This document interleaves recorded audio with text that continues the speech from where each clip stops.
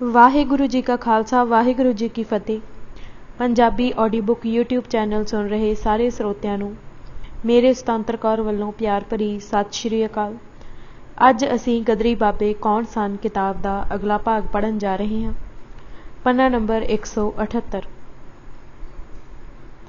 ਪ੍ਰਸ਼ਨ, ਤੁਹਾਡਾ ਕਹਿਣ ਦਾ ਕੀ ਭਾਵ ਇਹ ਹੈ ਕਿ ਹਾਲਤ ਕੋਈ ਵੀ ਹੋਵੇ, ਕੁਛ ਨਾ ਕਰਨ ਨਾਲੋਂ ਕੁਛ ਕਰਕੇ ਹਾਰ ਜਾਣਾ ਹਮੇਸ਼ਾ ਹੀ ਦਰੁਸਤ ਅਤੇ ਵਾਜਿਬ ਹੁੰਦਾ ਹੈ? ਉੱਤਰ, ਨਹੀਂ, ਤੁਸੀਂ ਗਲਤ ਸਮਝ ਲਿਆ। ਇਸ ਤਰ੍ਹਾਂ ਸੋਚਣਾ ਇੱਕ ਗੁੰਝਲਦਾਰ ਮਸਲੇ ਨੂੰ ਹੱਦੋਂ ਵੱਧ ਸਰਲ ਬਣਾ ਕੇ ਦੇਖਣਾ ਹੈ। ਦੇਖੋ, ਮੰਨ ਲਵੋ ਤੁਸੀਂ ਕਿਸੇ ਦੁਸ਼ਮਣ ਰਾਜ ਨੂੰ ਉਲਟਾਉਣ ਦਾ ਕਾਰਜ ਮਿਥਿਆ ਹੋਇਆ ਏ ਅਤੇ ਇਸ ਦੇ ਵਾਸਤੇ ਕਈ ਪੱਧਰਾਂ 'ਤੇ ਤਿਆਰੀਆਂ ਦੇ ਅਮਲ ਵਿੱਚ ਜੁਟੇ ਹੋਏ ਹੋ। ਤੁਹਾਡੀ ਸਫਲਤਾ ਜਾਂ ਅਸਫਲਤਾ ਦਾ ਨਿਰਣਾ ਨਿਰਾਪੁਰਾ ਤੁਹਾਡੀਆਂ ਤਿਆਰੀਆਂ ਉੱਤੇ ਹੀ ਨਿਰਭਰ ਨਹੀਂ ਕਰਦਾ। ਇਹ ਇੱਕ ਪੱਖ ਹੈ।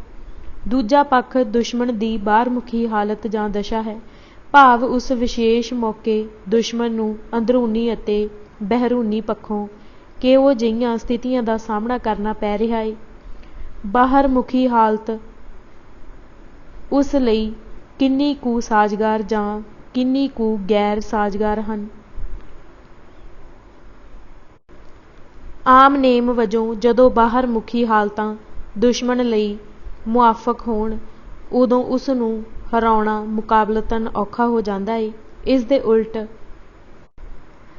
ਜਦੋਂ ਹਾਲਤਾਂ ਉਸ ਲਈ ਗੈਰ ਮੁਆਫਕ ਹੋਣ, ਉਦੋਂ ਉਸ ਨੂੰ ਢਾਉਣਾ ਸੌਖਾ ਹੁੰਦਾ ਹੈ। ਹੋਰ ਵੱਧ ਸੌਖੇ ਅਤੇ ਸਪਸ਼ਟ ਸ਼ਬਦਾਂ ਵਿੱਚ ਗੱਲ ਕੀਤੀ ਜਾਵੇ ਤਾਂ ਜਦੋਂ ਦੁਸ਼ਮਣ ਅੰਦਰੂਨੀ ਜਾਂ ਬਹਿਰੂਨੀ ਵਿਰੋਧਾਂ ਅਤੇ ਬਖੇੜਿਆਂ ਵਿੱਚ ਫਸਿਆ ਹੁੰਦਾ ਹੈ, ਉਦੋਂ ਉਸ ਦੀ ਹਾਲਤ ਪਤਲੀ ਹੁੰਦੀ ਹੈ ਅਤੇ ਉਸ ਉੱਤੇ ਚੋਟ ਕਰਨ ਦਾ ਇਹ ਸੁਨਹਿਰੀ ਮੌਕਾ ਹੁੰਦਾ ਹੈ। ਪਰ ਜਦੋਂ ਉਹ ਵਿਰੋਧਾਂ ਅਤੇ ਬਖੇੜਿਆਂ ਤੋਂ ਮੁਕਾਬਲਤਨ ਸੁਰਖਰੂ ਹੁੰਦਾ ਹੈ ਤਾਂ ਉਹ ਮੁਕਾਬਲਤਨ ਬਿਹਤਰ ਅਤੇ ਮਜ਼ਬੂਤ ਹਾਲਤ ਵਿੱਚ ਹੁੰਦਾ ਹੈ ਅਤੇ ਉਸ ਵੇਲੇ ਉਸ ਦੀ ਬਗਾਵਤ ਨੂੰ ਤਾਕਤ ਨਾਲ ਕੁਚਲ ਦੇਣ ਦੀ ਸਮਰੱਥਾ ਜ਼ਿਆਦਾ ਹੁੰਦੀ ਹੈ। ਸੋ ਇਨਕਲਾਬੀ ਤਾਕਤਾਂ ਸਾਹਮਣੇ ਦੋਹਰਾ ਕਾਰਜ ਹੁੰਦਾ ਹੈ। ਇੱਕ ਪਾਸੇ ਉਹਨਾਂ ਨੇ ਕਈ ਪੱਧਰਾਂ ਉੱਤੇ ਆਪਣੀਆਂ ਤਿਆਰੀਆਂ ਵੱਲ ਪੂਰਾ ਧਿਆਨ ਦੇਣਾ ਹੁੰਦਾ ਹੈ ਅਤੇ ਦੂਜੇ ਪਾਸੇ ਦੁਸ਼ਮਣ ਦੀ ਹਾਲਤ ਉੱਤੇ ਤਾੜਵੀਂ ਨਜ਼ਰ ਰੱਖਣੀ ਅਤੇ ਚੋਟ ਕਰਨ ਲਈ ਯੋਗ ਮੌਕੇ ਦੀ ਪਛਾਣ ਕਰਨੀ ਹੁੰਦੀ ਹੈ। ਸਰਦਾਰ ਜਗਜੀਤ ਸਿੰਘ ਲਿਖਦੇ ਹਨ, ਕਿਸੇ ਦੇਸ਼ ਦੀ ਜਨਤਾ ਦੀ ਮਰਜ਼ੀ ਦੇ ਵਿਰੁੱਧ ਕੇਵਲ ਫੌਜੀ ਤਾਕਤ ਦੇ ਆਸਰੇ ਕਾਇਮ ਰੱਖੇ ਹੋਏ ਵਿਦੇਸ਼ੀ ਰਾਜ ਰੇਤ ਦੀਆਂ ਕੰਧਾਂ ਵਾਂਗੂ ਬਾਹਰੋਂ ਦਿਸਣ ਨੂੰ ਮਜ਼ਬੂਤ ਜਾਪਦੇ ਹਨ, ਪਰ ਜਦੋਂ ਮੁਆਫਕ ਹਾਲਤਾਂ ਪੈਦਾ ਹੋ ਜਾਣ ਤਾਂ ਇਹ ਰਾਜ ਪਲਾਂ ਵਿੱਚ ਹੀ ਢੱਠ ਜਾਂਦੇ ਹਨ। ਮੁਆਫਕ ਹਾਲਤਾਂ ਦੇ ਪੈਦਾ ਹੋ ਜਾਣ 'ਤੇ ਦੱਬੀਆਂ ਅਤੇ ਛੁਪੀਆਂ ਹੋਈਆਂ ਤਾਕਤਾਂ ਮੌਕਾ ਤਾੜ ਕੇ ਇੱਕਦਮ ਉੱਠ ਖੜੋਂਦੀਆਂ ਹਨ ਅਤੇ ਇਹਨਾਂ ਤਾਕਤਾਂ ਦੇ ਉਭਾਰ ਨਾਲ ਹਵਾ ਦਾ ਮਾੜਾ ਜਿਹਾ ਬੁੱਲਾ ਅਜਿਹੇ ਸ਼ਕਤੀਸ਼ਾਲੀ ਵਾਵ ਰੋਲੇ ਦਾ ਰੂਪ ਧਾਰ ਲੈਂਦਾ ਹੈ ਕਿ ਹੈਰਾਨ ਰਹਿ ਜਾਈਦਾ ਹੈ। ਇਸ ਦ੍ਰਿਸ਼ਟੀ ਤੋਂ ਜੇਕਰ 18ਵੀਂ ਸਦੀ ਦੀ ਸਿੱਖ ਜੱਦੋ-ਜਹਿਦ ਦੇ ਇਤਿਹਾਸ ਨੂੰ ਗੌਰ ਨਾਲ ਵਾਚਿਆ ਜਾਵੇ ਤਾਂ ਸਿੱਖ ਜਰਨੈਲਾਂ ਦੀ ਸੂਝ-ਬੂਝ ਅਤੇ ਯੁੱਧ ਕਲਾ ਨੂੰ ਦੇਖ ਕੇ ਦੰਗ ਰਹਿ ਜਾਈਦਾ ਏ। ਲੜਾਈ ਕਦੋਂ ਲੜਨੀ ਹੈ ਤੇ ਕਦੋਂ ਲੜਾਈ ਤੋਂ ਬਚਣਾ ਜਾਂ ਟਲਣਾ ਹੈ, ਇਸ ਪੈਂਤੜੇਬਾਜ਼ੀ ਦਾ ਉਹਨਾਂ ਨੂੰ ਇੰਨਾ ਅਭਿਆਸ ਹੋ ਗਿਆ ਸੀ ਕਿ ਵੱਧ ਨਹੀਂ ਤਾਂ ਘੱਟੋ-ਘੱਟ 50 ਸਾਲਾਂ ਦੇ ਅਰਸੇ ਦੌਰਾਨ ਉਹਨਾਂ ਕੋਲੋਂ ਸ਼ਾਇਦ ਹੀ ਕੋਈ ਉਕਾਈ ਹੋਈ ਹੋਵੇ। ਉਹਨਾਂ ਇਹ ਸਮਰੱਥਾ ਕਿਸੇ ਵਿਗਿਆਨਿਕ ਸੋਚ ਰਾਹੀਂ ਹਾਸਿਲ ਨਹੀਂ ਕੀਤੀ ਸੀ। ਇਹ ਉਹਨਾਂ ਉੱਤੇ ਗੁਰੂ ਦੀ ਮਿਹਰ ਦਾ ਨਤੀਜਾ ਸੀ ਅਤੇ ਇਸ ਮਿਹਰ ਦੇ ਹੱਕਦਾਰ ਬਣਨ ਲਈ ਉਹਨਾਂ ਨੂੰ ਕਠੋਰ ਅਜ਼ਮਾਇਸ਼ਾਂ ਵਿੱਚੋਂ ਗੁਜ਼ਰਨਾ ਪਿਆ ਸੀ। ਤੁਸੀਂ ਜੇਕਰ ਰਾਜਵਿੰਦਰ ਸਿੰਘ ਰਾਹੀ ਵੱਲੋਂ 3 ਜਿਲਦਾਂ ਵਿੱਚ ਛਾਪੀਆਂ ਗਦਰੀ ਬਾਬਿਆਂ ਦੀਆਂ ਆਪਣੀਆਂ ਮੌਲਿਕ ਲਿਖਤਾਂ ਨੂੰ ਪੂਰਾ ਧਿਆਨ ਦੇ ਕੇ ਪੜ੍ਹੋ ਤਾਂ ਗਦਰੀ ਬਾਬਿਆਂ ਉੱਤੇ ਵੀ ਵਾਹਿਗੁਰੂ ਦੀ ਬਖਸ਼ਿਸ਼ ਸਾਫ਼ ਨਜ਼ਰ ਪੈਂਦੀ ਏ। ਕੋਰੇ ਅਨਪੜ੍ਹ ਹੋਣ ਦੇ ਬਾਵਜੂਦ ਉਹਨਾਂ ਨੇ ਉਹ ਕਰਿਸ਼ਮੇ ਕਰ ਦਿਖਾਏ ਜਿਨ੍ਹਾਂ ਉੱਤੇ ਕਈ ਵਾਰ ਯਕੀਨ ਕਰਨਾ ਔਖਾ ਲੱਗਦਾ। ਉਹਨਾਂ ਦੀ ਤੁਲਨਾ ਤੁਸੀਂ ਉਹਨਾਂ ਦੇ ਸਮਕਾਲੀ ਪੜ੍ਹੇ ਲਿਖੇ ਅਤੇ ਤੀਖਣ ਬੁੱਧੀ ਦੇ ਮਾਲਕ ਵਿਦਵਾਨਾਂ ਨਾਲ ਕਰਕੇ ਦੇਖੋ। ਤੁਹਾਨੂੰ ਨਾਬ ਅਭਿਆਸ ਦੁਆਰਾ ਹਾਸਿਲ ਹੋਏ ਅੰਤਰ ਬੋਧ ਅਤੇ ਅੰਤਰੀਵ ਪ੍ਰੇਰਨਾ ਦੀ ਤਾਕਤ ਅਤੇ ਨਿਰੋਲ ਦੁਨਿਆਵੀ ਵਿੱਦਿਆ ਨਾਲ ਕਮਾਏ ਗਿਆਨ ਵਿਚਲਾ ਅੰਤਰ ਆਪੇ ਸਮਝ ਪੈ ਜਾਵੇਗਾ। ਪਰ ਇਸ ਬਾਰੇ ਵਿਸਥਾਰ ਵਿੱਚ ਗੱਲਬਾਤ ਆਪਾਂ ਅੱਗੇ ਚੱਲ ਕੇ ਕਰਾਂਗੇ। ਆਪਾਂ ਦੁਸ਼ਮਣ ਉੱਤੇ ਚੋਟ ਕਰਨ ਲਈ ਢੁਕਵੇਂ ਮੌਕੇ ਦੀ ਗੱਲ ਕਰ ਰਹੇ ਸੀ। ਇਹ ਯਾਦ ਰੱਖਣਾ ਚਾਹੀਦਾ ਹੈ ਕਿ ਅਜਿਹੇ ਢੁਕਵੇਂ ਮੌਕੇ ਆਮ ਨਹੀਂ ਮਿਲਦੇ। ਇਹ ਕਦੇ ਕਦਾਈਂ ਹੀ ਪੈਦਾ ਹੁੰਦੇ ਹਨ, ਕਦੇ ਦਹਾਕਿਆਂ ਬਾਅਦ ਅਤੇ ਕਈ ਵੇਰਾਂ ਸਦੀਆਂ ਬਾਅਦ ਵੀ। ਇਸ ਕਰਕੇ ਇੱਕ ਵਾਰ ਹੱਥੋਂ ਖੁੰਝਿਆ ਜਾਂ ਖੁੰਝਾਇਆ ਮੌਕਾ ਫਿਰ ਪਤਾ ਨਹੀਂ ਕਦੋਂ ਜੁੜਦਾ, ਅਤੇ ਇਹ ਵੀ ਪਤਾ ਨਹੀਂ ਕਿ ਇਹ ਇੱਕ ਜੀਵਨ ਅੰਦਰ ਮੁੜ ਕੇ ਜੁੜਦਾ ਵੀ ਹੈ ਜਾਂ ਨਹੀਂ। ਇਹ ਹਾਕੀ ਦੀ ਖੇਡ ਅੰਦਰ ਪੈਨਲਟੀ ਸਟਰੋਕ ਵਰਗੀ ਗੱਲ ਹੁੰਦੀ ਹੈ, ਜੋ ਰੱਬ ਸਬੱਬੀ ਹੀ ਮਿਲਦਾ ਹੈ। ਇਸ ਕਰਕੇ ਇਨਕਲਾਬੀ ਤਾਕਤਾਂ ਉੱਤੇ ਇਸ ਮੌਕੇ ਦਾ ਜਿੰਨਾ ਹੋ ਸਕੇ ਲਾਭ ਉਠਾਉਣ ਲਈ ਭਾਰੀ ਦਬਾਅ ਹੁੰਦਾ ਹੈ। ਇਤਿਹਾਸਿਕ ਤਜਰਬੇ ਵਿੱਚੋਂ ਇਹ ਆਮ ਸੱਚਾਈ ਸਾਹਮਣੇ ਆਉਂਦੀ ਹੈ ਕਿ ਜਿਹੜੇ ਆਗੂਆਂ ਨੇ ਘੱਟ ਤਿਆਰੀ ਦਾ ਬਹਾਨਾ ਲਾ ਕੇ ਬਗਾਵਤ ਨੂੰ ਕਿਸੇ ਵੱਧ ਬਿਹਤਰ ਮੌਕੇ ਤੱਕ ਮੁਲਤਵੀ ਕਰਨ ਦੀ ਵਕਾਲਤ ਕੀਤੀ ਅਤੇ ਆਪਣੇ ਆਪ ਨੂੰ ਬਗਾਵਤ ਦੇ ਕਰਮ ਨਾਲੋਂ ਅੱਡ ਕਰ ਲਿਆ, ਉਹਨਾਂ ਲਈ ਜ਼ਿੰਦਗੀ ਅੰਦਰ ਅਜਿਹਾ ਬਿਹਤਰ ਮੌਕਾ ਫਿਰ ਕਦੇ ਨਹੀਂ ਜੁੜਿਆ। ਪਲੈਖਾਨੋਵ ਲਈ ਤਿਆਰੀ ਕਰਕੇ ਹਥਿਆਰ ਚੁੱਕਣ ਦਾ ਮੌਕਾ ਕਦੇ ਵੀ ਪੈਦਾ ਨਹੀਂ ਹੋਇਆ ਸੀ। ਪੰਜਾਬ ਅੰਦਰ ਨਕਸਲੀ ਲਹਿਰ ਅੰਦਰਲੇ ਇੱਕ ਵਰਗ ਨੇ 1967-68 ਵਿੱਚ ਘੱਟ ਤਿਆਰੀ ਦੀ ਦਲੀਲ ਦੇ ਕੇ ਆਪਣੇ ਆਪ ਨੂੰ ਹਥਿਆਰਬੰਦ ਕਾਰਵਾਈਆਂ ਨਾਲੋਂ ਅਲੱਗ ਕਰ ਲਿਆ ਸੀ ਅਤੇ ਪੂਰੀ ਤਿਆਰੀ ਕਰਕੇ ਹੀ ਹਥਿਆਰਬੰਦ ਸੰਘਰਸ਼ ਵਿੱਢਣ ਦਾ ਕਾਰਜ ਮਿਥਿਆ ਸੀ। ਪਿਛਲੇ 45 ਸਾਲਾਂ ਤੋਂ ਉਹ ਤਿਆਰੀਆਂ ਕਰਦੇ ਕਰਦੇ ਬੁੱਢੇ ਹੋ ਗਏ ਹਨ। ਕਈ ਤਾਂ ਮਰਨ ਕਿਨਾਰੇ ਵੀ ਪਹੁੰਚ ਗਏ ਹਨ, ਪਰ ਨਾ 9 ਮਣ ਤੇਲ ਹੋਇਆ ਤੇ ਨਾ ਰਾਧਾ ਨੱਚੀ। ਗਦਰ ਪਾਰਟੀ 2 ਸਾਲਾਂ ਤੋਂ ਭਾਰਤੀ ਆਵਾਸੀਆਂ ਅੰਦਰ ਲਗਾਤਾਰ ਇਹ ਜ਼ੋਰਦਾਰ ਪ੍ਰਚਾਰ ਕਰਦੀ ਆ ਰਹੀ ਸੀ ਕਿ ਜੰਗ ਛਿੜਨ ਦੀ ਸੂਰਤ ਵਿੱਚ ਜਦੋਂ ਅੰਗਰੇਜ਼ ਕਸੂਤੀ ਹਾਲਤ ਵਿੱਚ ਫਸੇ ਹੋਣਗੇ, ਉਦੋਂ ਉਹਨਾਂ ਉੱਤੇ ਫੈਸਲਾਕੁੰਨ ਵਾਰ ਕਰਨ ਦਾ ਸੁਨਹਿਰੀ ਮੌਕਾ ਹੋਵੇਗਾ। ਅਮਲ ਗਵਾਹ ਹੈ ਕਿ ਅਮਰੀਕਾ, ਕੈਨੇਡਾ ਅਤੇ ਟਾਪੂਆਂ ਅੰਦਰ ਗਦਰ ਪਾਰਟੀ ਦੇ ਇਸ ਪ੍ਰਚਾਰ ਨੂੰ ਲੋਕਾਂ ਵੱਲੋਂ ਬੇਹੱਦ ਕਬੂਲਵਾਂ ਹੁੰਗਾਰਾ ਮਿਲਿਆ ਸੀ। ਲੋਕਾਂ ਦੇ ਮਨ ਪੂਰੀ ਤਰ੍ਹਾਂ ਬਣ ਚੁੱਕੇ ਸਨ। ਇਸ ਕਰਕੇ ਜਦੋਂ ਜੰਗ ਸੱਚਮੁੱਚ ਸ਼ੁਰੂ ਹੋ ਗਈ ਸੀ ਤਾਂ ਗਦਰੀ ਆਗੂਆਂ ਲਈ ਆਪਣੀਆਂ ਐਲਾਨੀਆਂ ਪੋਜੀਸ਼ਨਾਂ ਤੋਂ ਪਿੱਛੇ ਹਟਣਾ ਸੌਖਾ ਨਹੀਂ ਰਿਹਾ ਸੀ ਅਤੇ ਅਜਿਹਾ ਕਰਨਾ ਠੀਕ ਵੀ ਨਹੀਂ ਹੋਣਾ ਸੀ। ਗਦਰੀਆਂ ਦੇ ਵਤਨ ਨੂੰ ਚਾਲੇ। 25 ਜੁਲਾਈ 1914 ਨੂੰ ਜੰਗ ਛਿੜ ਪੈਣ ਦੇ ਚੰਦ ਕੁ ਦਿਨਾਂ ਬਾਅਦ ਹੀ 5 ਅਗਸਤ ਦੇ ਗਦਰ ਵਿੱਚ ਪਾਰਟੀ ਵੱਲੋਂ ਅੰਗਰੇਜ਼ੀ ਰਾਜ ਵਿਰੁੱਧ ਐਲਾਨੀ ਜੰਗ ਦੇ ਸਿਰਲੇਖ ਹੇਠ ਦੇਸ਼ ਵਾਸੀਆਂ ਨੂੰ ਵਿਦੇਸ਼ੀ ਰਾਜ ਦੇ ਵਿਰੁੱਧ ਬਗਾਵਤ ਕਰਨ ਲਈ ਕਮਰ ਕੱਸੇ ਕਰ ਲੈਣ ਦਾ ਖੁੱਲ੍ਹਾ ਸੱਦਾ ਦੇ ਦਿੱਤਾ ਗਿਆ ਸੀ।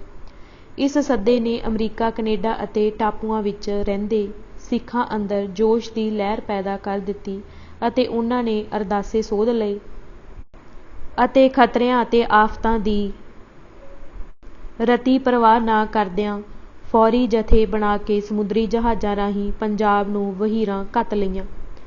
9 ਅਗਸਤ ਨੂੰ ਫਿਰੋਜ਼ਨੋ ਅਤੇ 10 ਨੂੰ ਸੈਕਰਾਮੈਂਟੋ ਦੇ ਸ਼ਹਿਰਾਂ ਵਿੱਚ ਹੋਏ ਭਰਵੇਂ ਜਲਸਿਆਂ ਤੋਂ ਸਿੱਖਾਂ ਅੰਦਰ ਅੰਗਰੇਜ਼ੀ ਰਾਜ ਵਿਰੁੱਧ ਲੜਨ ਦੇ ਵਿਆਪਕ ਰੌਅ ਅਤੇ ਜਜ਼ਬਿਆਂ ਦੀ ਸਾਫ਼ ਝਲਕ ਮਿਲਦੀ ਸੀ। ਉਸ ਵੇਲੇ ਕੈਲੀਫੋਰਨੀਆ ਅੰਦਰ ਮੁਸ਼ਕਿਲ ਨਾਲ 6 ਕੁ ਹਜ਼ਾਰ ਹਿੰਦੁਸਤਾਨੀ ਸਨ ਅਤੇ ਸੈਕਰਾਮੈਂਟੋ ਦੇ ਜਲਸੇ ਵਿੱਚ 5,000 ਲੋਕ ਹੁੰਮ-ਹੁਮਾ ਕੇ ਪਹੁੰਚੇ ਸਨ। ਪਾਰਟੀ ਨੇ ਸਭ ਹਿੰਦੀਆਂ ਨੂੰ ਨਵੰਬਰ ਦੇ ਪਹਿਲੇ ਹਫ਼ਤੇ ਤੱਕ ਦੇਸ਼ ਪਰਤ ਜਾਣ ਅਤੇ ਉੱਥੇ ਜਾ ਕੇ ਪਿੰਡਾਂ ਵਿੱਚ ਪ੍ਰਚਾਰ ਕਰਕੇ ਲੋਕਾਂ ਨੂੰ ਆਪਣੇ ਨਾਲ ਰਲਾਉਣ ਦੀਆਂ ਹਦਾਇਤਾਂ ਕੀਤੀਆਂ। ਭਾਈ ਕਰਤਾਰ ਸਿੰਘ ਸਰਾਭਾ ਦੇ ਪੈਰਾਂ ਥੱਲੇ ਤਾਂ ਜੰਗ ਛਿੜ ਪੈਣ ਦੀ ਖ਼ਬਰ ਸੁਣਦਿਆਂ ਅੱਗ ਮੱਚ ਉੱਠੀ ਸੀ ਅਤੇ ਉਹ ਪਾਰਟੀ ਦੇ ਬਕਾਇਦਾ ਫੈਸਲੇ ਦੀ ਉਡੀਕ ਕਰੇ ਬਿਨਾਂ ਹੀ ਫੌਰੀ ਪੰਜਾਬ ਲਈ ਰਵਾਨਾ ਹੋ ਗਿਆ ਸੀ। ਹਰੀਸ਼ ਪੁਰੀ ਵਰਗੇ ਵਿਦਵਾਨਾਂ ਨੂੰ ਭਾਈ ਸਰਾਭਾ ਦਾ ਇਹ ਕਦਮ ਬੇਸਬਰੀ 'ਚੋਂ ਨਿਕਲਿਆ ਮਾਲੂਮ ਹੁੰਦਾ ਹੈ, ਪਰ ਅਭਿਆਸ ਤੋਂ ਕੋਰੇ ਹੋਣ ਕਰਕੇ ਉਹਨਾਂ ਨੂੰ ਭਾਈ ਸਰਾਭਾ ਦੀ ਇਸ ਬੇਸਬਰੀ ਦੀ ਅਸਲੀ ਸਮਝ ਨਹੀਂ ਪਈ। ਜਦੋਂ ਜੰਗ ਛਿੜ ਚੁੱਕੀ ਸੀ ਅਤੇ ਬਰਤਾਨਵੀ ਹਕੂਮਤ ਭਾਰਤ ਵਿੱਚੋਂ ਕਿਸੇ ਵੇਲੇ ਵੀ ਭਾਰਤੀ ਫੌਜੀਆਂ ਨੂੰ ਮੱਧ ਏਸ਼ੀਆ ਅਤੇ ਯੂਰਪ ਦੇ ਮੋਰਚਿਆਂ ਉੱਤੇ ਜਾਣ ਦੇ ਫਰਮਾਨ ਜਾਰੀ ਕਰ ਸਕਦੀ ਸੀ, ਤਾਂ ਗਦਰੀ ਬਾਬਿਆਂ ਲਈ ਇੱਕ ਪਲ ਕੀਮਤੀ ਹੋ ਗਿਆ ਸੀ। ਉਹ ਇੱਕ ਦਿਨ ਤਾਂ ਕੀ ਇੱਕ ਛਿਣ ਵੀ ਜ਼ਾਇਆ ਨਹੀਂ ਕਰਨਾ ਚਾਹੁੰਦੇ ਸਨ।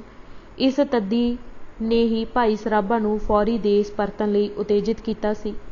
ਹੋਰ ਇਹ ਉਸ ਦਾ ਸ਼ੋਹਰਪਣਾ ਨਹੀਂ ਸੀ। ਨਾਲੇ ਪਾਰਟੀ ਅੰਦਰ ਪਹਿਲਾਂ ਹੀ ਇਸ ਬਾਰੇ ਆਮ ਸਹਿਮਤੀ ਹੋ ਗਈ ਸੀ ਕਿ ਜੰਗ ਦਾ ਐਲਾਨ ਹੁੰਦਿਆਂ ਹੀ ਇੱਕਦਮ ਦੇਸ਼ ਨੂੰ ਚਾਲੇ ਪਾ ਦਿੱਤੇ ਜਾਣ। 28 ਜੁਲਾਈ ਦੇ ਹਿੰਦੁਸਤਾਨ ਗਦਰ ਵਿੱਚ ਦੇਸ਼ ਭਗਤਾਂ ਨੂੰ ਖੁੱਲ੍ਹਾ ਸੱਦਾ ਦੇ ਦਿੱਤਾ ਗਿਆ ਸੀ ਕਿ ਯੂਰਪ ਵਿੱਚ ਜੰਗ ਛਿੜਦਿਆਂ ਹੀ ਦੇਸ਼ ਨੂੰ ਚਾਲੇ ਪਾਏ ਜਾਣ। ਇਸ ਕਰਕੇ ਯੁਗਾਂਤਰ ਆਸ਼ਰਮ ਵਿੱਚ ਹੋਈ ਮੀਟਿੰਗ ਮਹਿਜ ਰਸਮ ਪੂਰਤੀ ਹੀ ਸੀ। ਦਿਲਾਂ ਵਿੱਚ ਫੈਸਲੇ ਪਹਿਲਾਂ ਹੀ ਹੋ ਚੁੱਕੇ ਸਨ।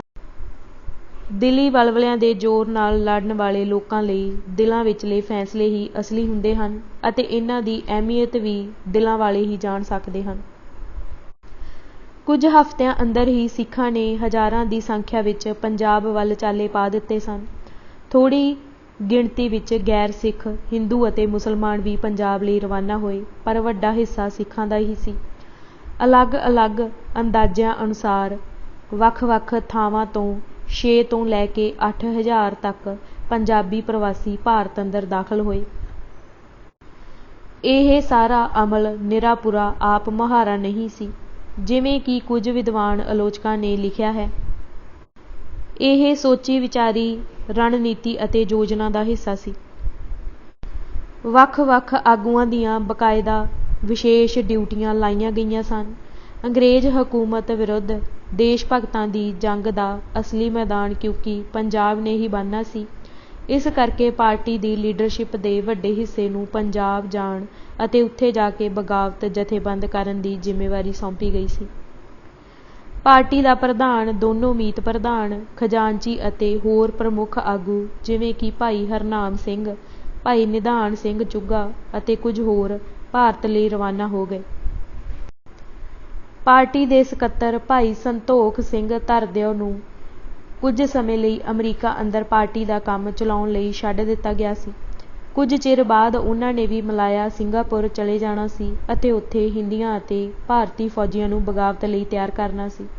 ਭਾਈ ਭਗਵਾਨ ਸਿੰਘ ਜਾਪਾਨ, ਫਿਲਪਾਈਨ, ਚੀਨ ਅਤੇ ਘਾਟਾਂ ਤੇ ਹਾਂਗਕਾਂਗ ਜਾ ਕੇ ਉੱਥੋਂ ਦੇਸ਼ ਵਾਸੀਆਂ ਨੂੰ ਤਿਆਰ ਕਰਕੇ ਦੇਸ਼ ਭੇਜਣ ਦੀ ਜ਼ਿੰਮੇਵਾਰੀ ਸੌਂਪੀ ਗਈ ਸੀ।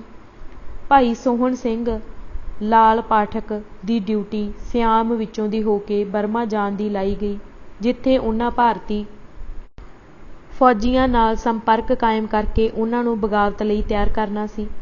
ਮੌਲਵੀ ਬਰਕਤ ਉੱਲਾ ਬਾਰੇ ਇਹ ਫੈਸਲਾ ਹੋਇਆ ਸੀ ਕਿ ਉਹ ਅਫ਼ਗ਼ਾਨਿਸਤਾਨ ਜਾ ਕੇ ਉੱਥੋਂ ਦੇ ਬਾਦਸ਼ਾਹ ਨੂੰ ਗਦਰ ਦੀ ਹਮਾਇਤ ਕਰਨ ਲਈ ਪ੍ਰੇਰਿਤ ਕਰਨ ਅਤੇ ਸਰਹੱਦੀ ਪਠਾਣਾਂ ਦੀ ਫ਼ਿਰੰਗੀ ਵਿਰੁੱਧ ਚੱਲ ਰਹੀ ਲਹਿਰ ਦੀ ਤੰਦ ਗਦਰ ਲਹਿਰ ਨਾਲ ਜੋੜਨ। ਖੁੱਲ੍ਹੇ ਪ੍ਰਚਾਰ ਬਾਰੇ ਪ੍ਰਸ਼ਨ। ਸੁਣਿਆ ਦੇਸ਼ ਨੂੰ ਪਰਤਣ ਵਾਲੇ ਗਦਰੀ ਜਿੱਥੋਂ ਵੀ ਤੁਰੇ ਬਕਾਇਦਾ ਜੈਕਾਰੇ ਗੁੰਜਾ ਕੇ ਤੁਰੇ ਅਤੇ ਰਾਹਾਂ ਵਿੱਚ ਵੀ ਉਹ ਜਹਾਜ਼ਾਂ ਅੰਦਰ ਅਤੇ ਬੰਦਰਗਾਹਾਂ ਉੱਤੇ ਖੁੱਲ੍ਹਮ-ਖੁੱਲ੍ਹਾ ਪ੍ਰਚਾਰ ਕਰਦੇ ਰਹੇ, ਜਿਸ ਕਰਕੇ ਉਹਨਾਂ 'ਚੋਂ ਬਹੁਤਿਆਂ ਨੂੰ ਦੇਸ਼ ਅੰਦਰ ਦਾਖਲ ਹੋਣ ਤੋਂ ਪਹਿਲਾਂ ਹੀ ਬੰਦਰਗਾਹਾਂ ਉੱਤੇ ਗ੍ਰਿਫਤਾਰ ਕਰ ਲਿਆ ਗਿਆ ਸੀ। ਕੀ ਇਸ ਤਰ੍ਹਾਂ ਢੋਲ ਵਜਾ ਕੇ ਤੁਰਨਾ ਅਤੇ ਰਾਹਾਂ ਵਿੱਚ ਖੁੱਲ੍ਹਾ ਪ੍ਰਚਾਰ ਕਰਨਾ ਉਹਨਾਂ ਦੀ ਬੱਜਰ ਭੁੱਲ ਨਹੀਂ ਸੀ? ਕੀ ਇਹ ਚੰਗਾ ਨਹੀਂ ਹੋਣਾ ਸੀ ਕਿ ਉਹ ਚੁੱਪ-ਚਪੀਤੇ ਲੁਕਵੇਂ ਢੰਗ ਨਾਲ ਦੇਸ਼ ਅੰਦਰ ਦਾਖਲ ਹੁੰਦੇ ਤੇ ਇੱਥੇ ਆ ਕੇ ਅੰਦਰੋਂ ਅੰਦਰੀ ਬਗਾਵਤ ਦੀਆਂ ਤਿਆਰੀਆਂ ਕਰਦੇ? ਉੱਤਰ: ਇਹ ਠੀਕ ਹੈ ਕਿ ਬਹੁਤ ਸਾਰੇ ਵਿਦਵਾਨ ਲੇਖਕਾਂ ਨੇ ਇਸ ਗੱਲ ਬਦਲੇ ਗਦਰੀ ਆਗੂਆਂ ਦੀ ਖਰਵੀਂ ਨੁਕਤਾਚੀਨੀ ਕੀਤੀ ਏ।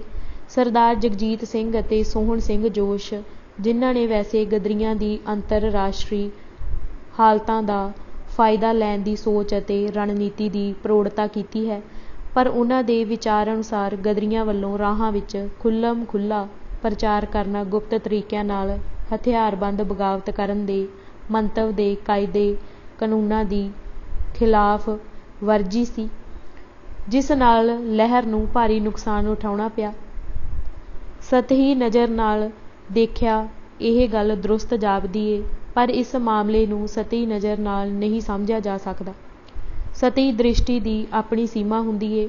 ਆਮ ਸੂਝ ਵਾਂਗ ਹੀ ਇਹ ਵੀ ਵਰਤਾਰਿਆਂ ਦੇ ਅੰਤਰੀਵ ਤੱਕ ਨਹੀਂ ਜਾਂਦੀ। ਇਸ ਕਰਕੇ ਇਹ ਸੱਚ ਦਾ ਭੁਲੇਖਾ ਪਾਉਂਦੀ ਹੋਈ ਵੀ ਸੱਚ ਨਹੀਂ ਹੁੰਦੀ। ਇੱਥੇ E.H. ਕਾਰ ਦੀ ਕਹੀ ਹੋਈ ਗੱਲ ਫਿਰ ਚੇਤੇ ਆਉਂਦੀ ਹੈ ਕਿ ਕੋਈ ਇਤਿਹਾਸਕਾਰ ਓਨਾ ਚਿਰ ਸਹੀ ਇਤਿਹਾਸ ਨਹੀਂ ਲਿਖ ਸਕਦਾ ਜਿੰਨਾ ਚਿਰ ਉਹ ਉਹਨਾਂ ਲੋਕਾਂ ਦੇ ਮਨਾਂ ਨਾਲ ਨਹੀਂ ਜੁੜ ਪਾਉਂਦਾ ਜਿਨ੍ਹਾਂ ਬਾਰੇ ਉਹ ਲਿਖ ਰਿਹਾ ਹੁੰਦਾ ਏ। 19ਵੀਂ ਸਦੀ ਦੇ ਰੂਸੀ ਸ਼ਾਹਕਾਰ ਲੇਖਕ ਚਿੰਤਕ ਅਲੈਗਜ਼ੈਂਦਰ ਹਰਜਨ ਨੇ ਇੱਕ ਥਾਂ ਲਿਖਿਆ ਏ ਕਿ ਸਾਨੂੰ ਲੋਕਾਂ ਸਾਹਮਣੇ ਉਹਨਾਂ ਦੇ ਸੁਪਨਿਆਂ ਨੂੰ ਉਹਨਾਂ ਨਾਲੋਂ ਵੀ ਬਿਹਤਰ ਢੰਗ ਨਾਲ ਪੇਸ਼ ਕਰਨਾ ਚਾਹੀਦਾ ਹੈ ਅਤੇ ਇਹਨਾਂ ਨੂੰ ਰੇਖਾ ਗਣਿਤ ਦੀਆਂ ਥਿਊਰਮਾਂ ਵਾਂਗ ਨਹੀਂ ਸਮਝਾਉਣਾ ਚਾਹੀਦਾ। ਹਰਜਨ ਨੇ ਇਹ ਬਹੁਤ ਵੱਡੀ ਗੱਲ ਕੀਤੀ ਹੈ। ਲੋਕਾਂ ਦੇ ਸੁਪਨਿਆਂ ਨੂੰ ਸਮਝਣਾ, ਉਹਨਾਂ ਦੇ ਮਨਾਂ ਨਾਲ ਜੁੜਨਾ, ਉਹਨਾਂ ਦੇ ਸੂਖਮ ਭਾਵਾਂ ਨੂੰ ਸਮਝਣਾ ਏ। ਗਦਰ ਲਹਿਰ ਉੱਤੇ ਟੀਕਾ ਟਿੱਪਣੀ ਕਰਨ ਵਾਲੇ ਵਿਦਵਾਨਾਂ ਦੀ ਸੀਮਾ ਇਹ ਹੈ ਕਿ ਉਹ ਗਦਰੀਆਂ ਦੀਆਂ ਸਰਗਰਮੀਆਂ ਨੂੰ ਹਥਿਆਰਬੰਦ ਬਗਾਵਤ ਬਾਰੇ ਆਮ ਅਤੇ ਮੁਰਦਾ ਸਿਧਾਂਤਾਂ ਜੋ ਉਹਨਾਂ ਕਿਤਾਬਾਂ ਵਿੱਚੋਂ ਪੜ੍ਹੇ ਹੁੰਦੇ ਨੇ ਦੀ ਰੌਸ਼ਨੀ ਵਿੱਚ ਰੱਖ ਕੇ ਅੰਗ ਦੇ ਪੜਚੋਲਦੇ ਹਨ, ਜਦੋਂ ਕਿ ਗਦਰੀਆਂ ਨੇ ਅਜਿਹੇ ਸਰਵ-ਵਿਆਪੀ ਸਿਧਾਂਤ ਨਹੀਂ ਪੜ੍ਹੇ ਸਨ ਅਤੇ ਉਹਨਾਂ ਨੂੰ ਰੌਸ਼ਨੀ ਕਿਸੇ ਹੋਰ ਮੰਡਲ ਤੋਂ ਪ੍ਰਾਪਤ ਹੋ ਰਹੀ ਸੀ। ਉਹ ਤਰਕਸ਼ੀਲ ਗਿਆਨ ਦੀ ਬਜਾਏ ਆਪਣੀ ਅੰਤਰ ਪ੍ਰੇਰਨਾ ਦੇ ਬਲਬੂਤੇ ਲੜੇ। ਜਿਹੜੇ ਲੇਖਕ ਨੂੰ ਗਦਰੀ ਬਾਬਿਆਂ ਦੀ ਇਸ ਅੰਤਰਮੁਖੀ ਵਿਸ਼ੇਸ਼ਤਾ ਦੀ ਸਮਝ ਨਹੀਂ, ਉਹ ਉਹਨਾਂ ਦੇ ਬਾਹਰੀ ਅਮਲਾਂ ਨੂੰ ਠੀਕ ਅਰਥਾਂ ਵਿੱਚ ਨਹੀਂ ਸਮਝਾ ਸਕਦਾ, ਉਹ ਗਦਰੀਆਂ ਦਾ ਪ੍ਰਸ਼ੰਸਕ ਹੋਵੇ ਜਾਂ ਨਿੰਦਕ। ਗਦਰੀ ਬਾਬਿਆਂ ਦੀ ਪ੍ਰਚਾਰ ਸ਼ੈਲੀ ਦਾ ਮਸਲਾ ਤਕਨੀਕੀ ਨਹੀਂ, ਇਸ ਨੂੰ ਗਦਰ ਲਹਿਰ ਦੀ ਵਿਸ਼ੇਸ਼ਤਾ ਨਾਲ ਜੋੜ ਕੇ ਹੀ ਸਮਝਿਆ ਜਾ ਸਕਦਾ ਹੈ ਅਤੇ ਗਦਰ ਲਹਿਰ ਦੀ ਵਿਲੱਖਣਤਾ ਅਤੇ ਵਿਸ਼ੇਸ਼ਤਾ ਨੂੰ ਸਮਝਣ ਲਈ ਇਸ ਦਾ ਭਾਰਤ ਦੀ ਆਜ਼ਾਦੀ ਦੀ ਲੜਾਈ ਦੀ ਮੁੱਖ ਧਾਰਾ ਭਾਵ ਰਾਸ਼ਟਰਵਾਦੀ ਲਹਿਰ ਨਾਲੋਂ ਨਿਖੇੜਾ ਕਰਨਾ ਜ਼ਰੂਰੀ ਹੈ। 7ਵਾਂ ਖੰਡ ਗਦਰ ਲਹਿਰ ਦਾ ਰਾਸ਼ਟਰਵਾਦੀ ਲਹਿਰ ਨਾਲੋਂ ਨਿਖੇੜਾ। ਭਾਵੇਂ ਜ਼ਾਹਰਾ ਤੌਰ 'ਤੇ ਗਦਰ ਲਹਿਰ ਅਤੇ ਰਾਸ਼ਟਰਵਾਦੀ ਲਹਿਰ ਦੋਵਾਂ ਦਾ ਨਿਸ਼ਾਨਾ ਇੱਕੋ ਸੀ, ਦੇਸ਼ ਨੂੰ ਬਰਤਾਨਵੀ ਗੁਲਾਮੀ ਤੋਂ ਆਜ਼ਾਦ ਕਰਾਉਣਾ, ਪਰ ਦੋਵਾਂ ਦੇ ਆਜ਼ਾਦੀ ਦੇ ਸੰਕਲਪ ਅਤੇ ਇਸ ਪਿੱਛੇ ਕੰਮ ਕਰਦੇ ਜਜ਼ਬੇ ਦੀ ਤਸੀਰ ਵਿੱਚ ਬੁਨਿਆਦੀ ਅੰਤਰ ਸੀ। ਜਿਹਨੂੰ ਰਾਸ਼ਟਰਵਾਦੀ ਲਹਿਰ ਕਿਹਾ ਜਾਂਦਾ ਹੈ, ਉਹ ਮੁੱਖ ਰੂਪ ਵਿੱਚ ਭਾਰਤ ਦੇ ਪੜ੍ਹੇ ਲਿਖੇ ਮੱਧ ਵਰਗ ਦੀ ਲਹਿਰ ਸੀ। ਇਹ ਵਰਗ ਮੁੱਖ ਰੂਪ ਵਿੱਚ ਸ਼ਹਿਰੀ ਸੀ ਅਤੇ ਸਮਾਜੀ ਬਣਤਰ ਦੇ ਲਿਹਾਜ਼ ਨਾਲ ਲਗਭਗ ਸਮੁੱਚੇ ਰੂਪ ਵਿੱਚ ਉੱਚ ਵਰਗੀ ਅਤੇ ਉੱਚ ਜਾਤੀ ਸੀ। ਇਸ ਵਰਗ ਦੇ ਇਹ ਤਿੰਨੋਂ ਲੱਛਣ ਪੜ੍ਹੇ ਲਿਖੇ, ਸ਼ਹਿਰੀ ਅਤੇ ਉੱਚ ਵਰਗੀ ਉੱਚ ਜਾਤੀ ਹੋਣਾ ਬਹੁਤ ਮਹੱਤਵਪੂਰਨ ਹਨ। ਇਸ ਤੋਂ ਇਸ ਦੀ ਵਿਚਾਰਧਾਰਾ ਅਤੇ ਰਾਜਨੀਤੀ ਦਾ ਖਾਸਾ ਸਮਝਣ ਵਿੱਚ ਮਦਦ ਮਿਲਦੀ ਹੈ। ਪ੍ਰਸ਼ਨ: ਪਰ ਗਾਂਧੀ ਦੀ ਅਗਵਾਈ ਹੇਠ ਰਾਸ਼ਟਰਵਾਦੀ ਲਹਿਰ ਵਿੱਚ ਪੇਂਡੂ ਖੇਤਰਾਂ ਦੀ ਵਿਸ਼ਾਲ ਜਨਤਾ ਅਤੇ ਦੇਸ਼ ਦੀ ਵਸੋਂ ਦੇ ਗੈਰ ਹਿੰਦੂ ਅਤੇ ਦਲਿਤ ਵਰਗਾਂ ਦੀ ਵੀ ਭਰਵੀਂ ਸ਼ਮੂਲੀਅਤ ਹੋ ਗਈ ਸੀ। ਫਿਰ ਇਸ ਨੂੰ ਮੁੱਖ ਰੂਪ ਵਿੱਚ ਪੜ੍ਹੇ ਲਿਖੇ, ਸ਼ਹਿਰੀ ਅਤੇ ਉੱਚ ਜਾਤੀ ਹਿੰਦੂ ਵਰਗਾਂ ਦੀ ਲਹਿਰ ਕਹਿਣਾ ਉਚਿਤ ਕਿਵੇਂ ਹੈ ਕਿ ਇਸ ਨੂੰ ਦੇਸ਼ ਦੇ ਸਾਰੇ ਵਰਗਾਂ ਦੀ ਸਾਂਝੀ ਅਤੇ ਧਰਮ ਨਿਰਪੱਖ ਲਹਿਰ ਕਹਿਣਾ ਵੱਧ ਠੀਕ ਨਹੀਂ? ਉੱਤਰ: ਇਹ ਤੁਸੀਂ ਇੱਕ ਅਹਿਮ ਸਿਧਾਂਤਕ ਨੁਕਤਾ ਉਠਾਇਆ ਹੈ। ਕਿਸੇ ਵਸਤੂ ਨੂੰ ਵਰਤਾਰੇ ਦਾ ਭਾਰੂ ਖਾਸਾ ਸਮਝਣ ਵਾਸਤੇ ਇਸਦੇ ਦੋ ਅੰਗਾਂ, ਇਸ ਦਾ ਕੇਂਦਰੀ ਭਾਗ ਜਿਸ ਨੂੰ ਇਸ ਦੀ ਗਿਰੀ ਜਾਂ ਧੁਰਾ ਕਿਹਾ ਜਾ ਸਕਦਾ ਹੈ ਅਤੇ ਇਸ ਦੀ ਬਾਹਰੀ ਕੰਨੀ ਵਿੱਚ ਨਿਖੇੜਾ ਕਰਨਾ ਬਹੁਤ ਅਹਿਮ ਹੁੰਦਾ ਹੈ। ਕਿਸੇ ਵਸਤੂ ਦਾ ਭਾਰੂ ਲੱਛਣ ਇਸ ਦੀ ਬਾਹਰੀ ਕੰਨੀ ਤੋਂ ਨਹੀਂ, ਇਸ ਦੇ ਧੁਰੇ ਤੋਂ ਨਿਰਧਾਰਤ ਹੁੰਦਾ ਹੈ। ਬਦਾਮ ਦਾ ਤੱਤ ਖੋਲ ਤੋਂ ਨਹੀਂ, ਇਸ ਅੰਦਰਲੀ ਗਿਰੀ ਤੋਂ ਪਛਾਣਿਆ ਜਾਂਦਾ ਹੈ। ਕਿਸੇ ਲਹਿਰ ਦਾ ਵਿਸ਼ਲੇਸ਼ਣ ਕਰਨ ਵੇਲੇ ਜੇਕਰ ਇਸ ਨੇਮ ਦੀ ਪਾਲਣਾ ਨਹੀਂ ਕੀਤੀ ਜਾਂਦੀ ਤਾਂ ਇਸ ਦਾ ਠੀਕ ਖਾਸਾ ਨਹੀਂ ਬੁੱਝਿਆ ਜਾ ਸਕਦਾ। ਇਤਿਹਾਸਕ ਦ੍ਰਿਸ਼ਟੀ ਤੋਂ ਦੇਖਿਆ ਜਾਵੇ ਤਾਂ ਰਾਸ਼ਟਰਵਾਦੀ ਲਹਿਰ ਦਾ ਮੁੱਢ 19ਵੀਂ ਸਦੀ ਵਿੱਚ ਬੰਗਾਲ ਦੇ ਹਿੰਦੂ ਚਿੰਤਕਾਂ ਸੁਧਾਰਾਂ ਨੇ ਬੰਨ੍ਹਿਆ ਸੀ। ਰਾਜਾ ਰਾਮ ਮੋਹਨ ਰਾਏ, ਈਸ਼ਵਰ ਚੰਦ ਵਿਦਿਆਸਾਗਰ, ਦਵਾਰਕਾ ਨਾਥ ਟੈਗੋਰ ਅਤੇ ਉਸ ਦਾ ਪੁੱਤਰ ਦਵਿੰਦਰ ਨਾਥ ਟੈਗੋਰ ਸਾਰੇ ਬੰਗਾਲੀ ਸਮਾਜ ਅੰਦਰ ਉੱਚੇ ਰੁਤਬੇ ਦੇ ਮਾਲਕ ਬ੍ਰਾਹਮਣ ਘਰਾਣੇ ਵਿੱਚੋਂ ਸਨ। ਉਹਨਾਂ ਨੇ ਭਾਰਤ ਅੰਦਰ ਰਾਸ਼ਟਰਵਾਦ ਦੀ ਬੁਨਿਆਦ ਰੱਖੀ। ਇਸ ਵਿੱਚੋਂ ਬੰਗਾਲ ਅੰਦਰ ਜੁਝਾਰੂ ਹਿੰਦੂ ਰਾਸ਼ਟਰਵਾਦ ਦਾ ਜਨਮ ਹੋਇਆ, ਜਿਸ ਦਾ ਮੋਢੀ ਅਰਬਿੰਦੋ ਘੋਸ਼ ਸੀ। ਇਸ ਦਾ ਉਦੇਸ਼ ਹਿੰਦੂ ਸਮਾਜ ਦਾ ਸੈਨਿਕੀਕਰਨ ਕਰਨਾ ਹਿੰਦੂਆਂ ਅੰਦਰ ਸੈਨਿਕ ਮਾਨਸਿਕਤਾ ਪੈਦਾ ਕਰਨਾ ਸੀ। ਬੰਕਿਮ ਚੰਦਰ ਚੈਟਰਜੀ ਦੇ ਨਾਵਲਾਂ ਦਾ ਮੁੱਖ ਥੀਮ ਇਹੀ ਸੀ। ਇਸ ਦੀ ਪ੍ਰੇਰਨਾ ਨਾਲ ਬੰਗਾਲ ਅੰਦਰ 19ਵੀਂ ਸਦੀ ਦੇ ਅੰਤ ਅਤੇ 20ਵੀਂ ਸਦੀ ਦੇ ਮੁੱਢ ਵਿੱਚ ਕ੍ਰਾਂਤੀਕਾਰੀ ਰਾਸ਼ਟਰਵਾਦੀ ਅੰਦੋਲਨ ਦੀ ਧਾਰਾ ਪ੍ਰਗਟ ਹੋਈ, ਜਿਸ ਨੇ ਦੇਸ਼ ਦੇ ਸਮੁੱਚੇ ਰਾਜਸੀ ਵਾਤਾਵਰਨ ਉੱਤੇ ਅਸਰ ਪਾਇਆ। ਭਾਰਤ ਅੰਦਰ ਰਾਸ਼ਟਰਵਾਦ ਦੀ ਜਿਹੜੀ ਵੀ ਧਾਰਾ ਜਾਂ ਉਪਧਾਰਾ ਪ੍ਰਗਟ ਹੋਈ, ਨਰਮਦਲੀ ਸੀ ਜਾਂ ਗਰਮਦਲੀ, ਉਦਾਰਪੰਥੀ ਸੀ ਜਾਂ ਕ੍ਰਾਂਤੀਕਾਰੀ, ਧਰਮ ਨਿਰਪੱਖ ਸੀ ਜਾਂ ਕੱਟੜ ਹਿੰਦੂ ਰਾਸ਼ਟਰਵਾਦੀ, ਸੱਜੇ ਪੱਖੀ ਸੀ ਜਾਂ ਖੱਬੇ ਪੱਖੀ ਸੀ, ਸਭ ਨੇ ਮੂਲ ਰੂਪ ਵਿੱਚ ਮੁੱਢਲੇ ਬੰਗਾਲੀ ਚਿੰਤਕਾਂ ਸੁਧਾਰਕਾਂ ਵੱਲੋਂ ਸਿਰਜੇ ਬੁਨਿਆਦੀ ਸਿਧਾਂਤਕ ਚੌਖਟੇ ਦੀ ਹੀ ਪਰਿਕਰਮਾ ਕੀਤੀ। ਇਸ ਦੀ ਵਿਚਾਰਧਾਰਾ ਚਿੰਨ੍ਹ ਅਤੇ ਨਾਅਰੇ ਦੇਸ਼ ਦੇ ਸਮੁੱਚੇ ਹਿੰਦੂ ਉਪਜਾਤੀ ਵਰਗਾਂ ਅੰਦਰ ਮਕਬੂਲ ਹੋ ਗਏ। ਕਿਸੇ ਕਲਪਨਾਸ਼ੀਲ ਕਲਾਕਾਰ ਨੇ ਭਾਰਤੀ ਰਾਸ਼ਟਰਵਾਦ ਦੇ ਸੰਕਲਪ ਅਤੇ ਲਹਿਰ ਨੂੰ ਚਿੰਨ੍ਹਾਂ ਰੂਪਕਾਂ ਦੇ ਜ਼ਰੀਏ ਦਰਸਾਉਂਦਿਆਂ ਭਾਰਤ ਦੀ ਆਜ਼ਾਦੀ ਨੂੰ ਸਵਰਾਜ ਮੰਦਰ ਦੀ ਸੰਗਿਆ ਦਿੱਤੀ ਹੈ। ਇਸ ਮੰਦਰ ਵੱਲ ਜਾ ਰਹੇ ਕ੍ਰਿਸ਼ਨ ਦੇ ਰਥ ਦਾ ਸਾਰਥੀ ਮਹਾਤਮਾ ਗਾਂਧੀ ਹੈ। ਪੰਡਿਤ ਜਵਾਹਰ ਲਾਲ ਨਹਿਰੂ ਅਤੇ ਸੁਭਾਸ਼ ਚੰਦਰ ਬੋਸ ਉਸ ਦੇ ਸਾਥੀ ਹਨ।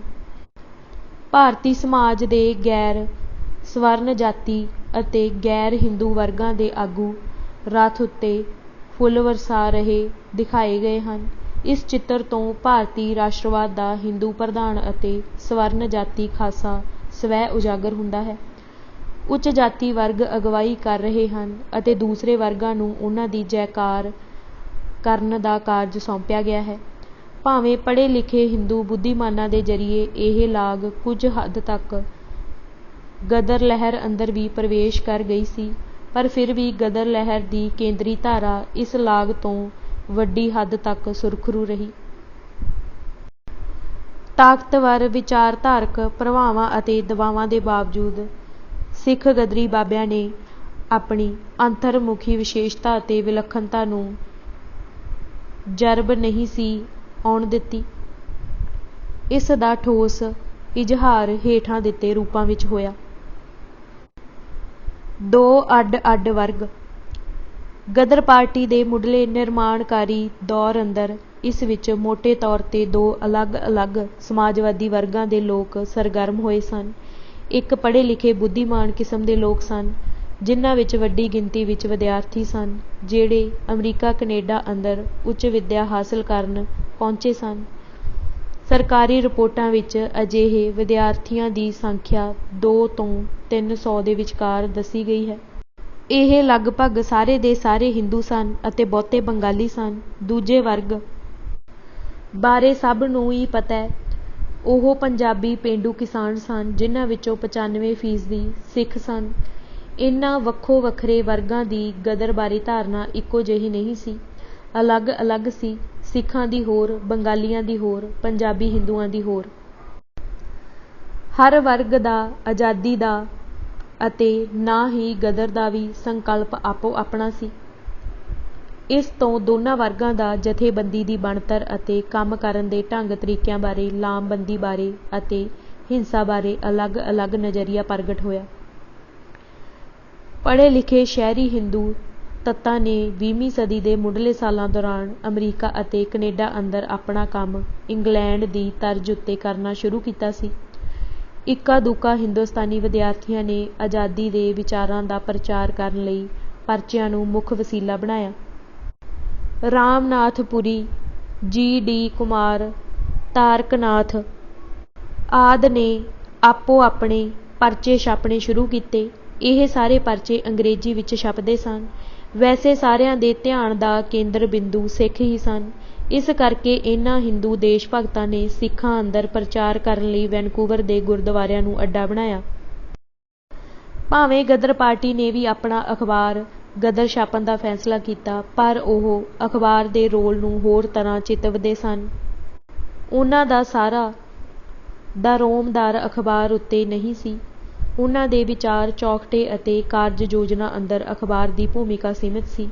ਬਾਬਾ ਭਕਨਾ ਨੇ ਇਸ ਦੀ ਵਿਆਖਿਆ ਕਰਦਿਆਂ ਲਿਖਿਆ ਹੈ, ਕੈਲੀਫੋਰਨੀਆ ਦੇ ਹਿੰਦੀਆਂ ਵਿੱਚ ਅਖਬਾਰ ਨਿਕਲਣ ਪੁਰ ਵੀ ਜਾਗ੍ਰਿਤੀ ਦੇ ਹੋਰ ਚਿੰਨ੍ਹ ਨਜ਼ਰ ਨਹੀਂ ਸਨ ਆਉਂਦੇ।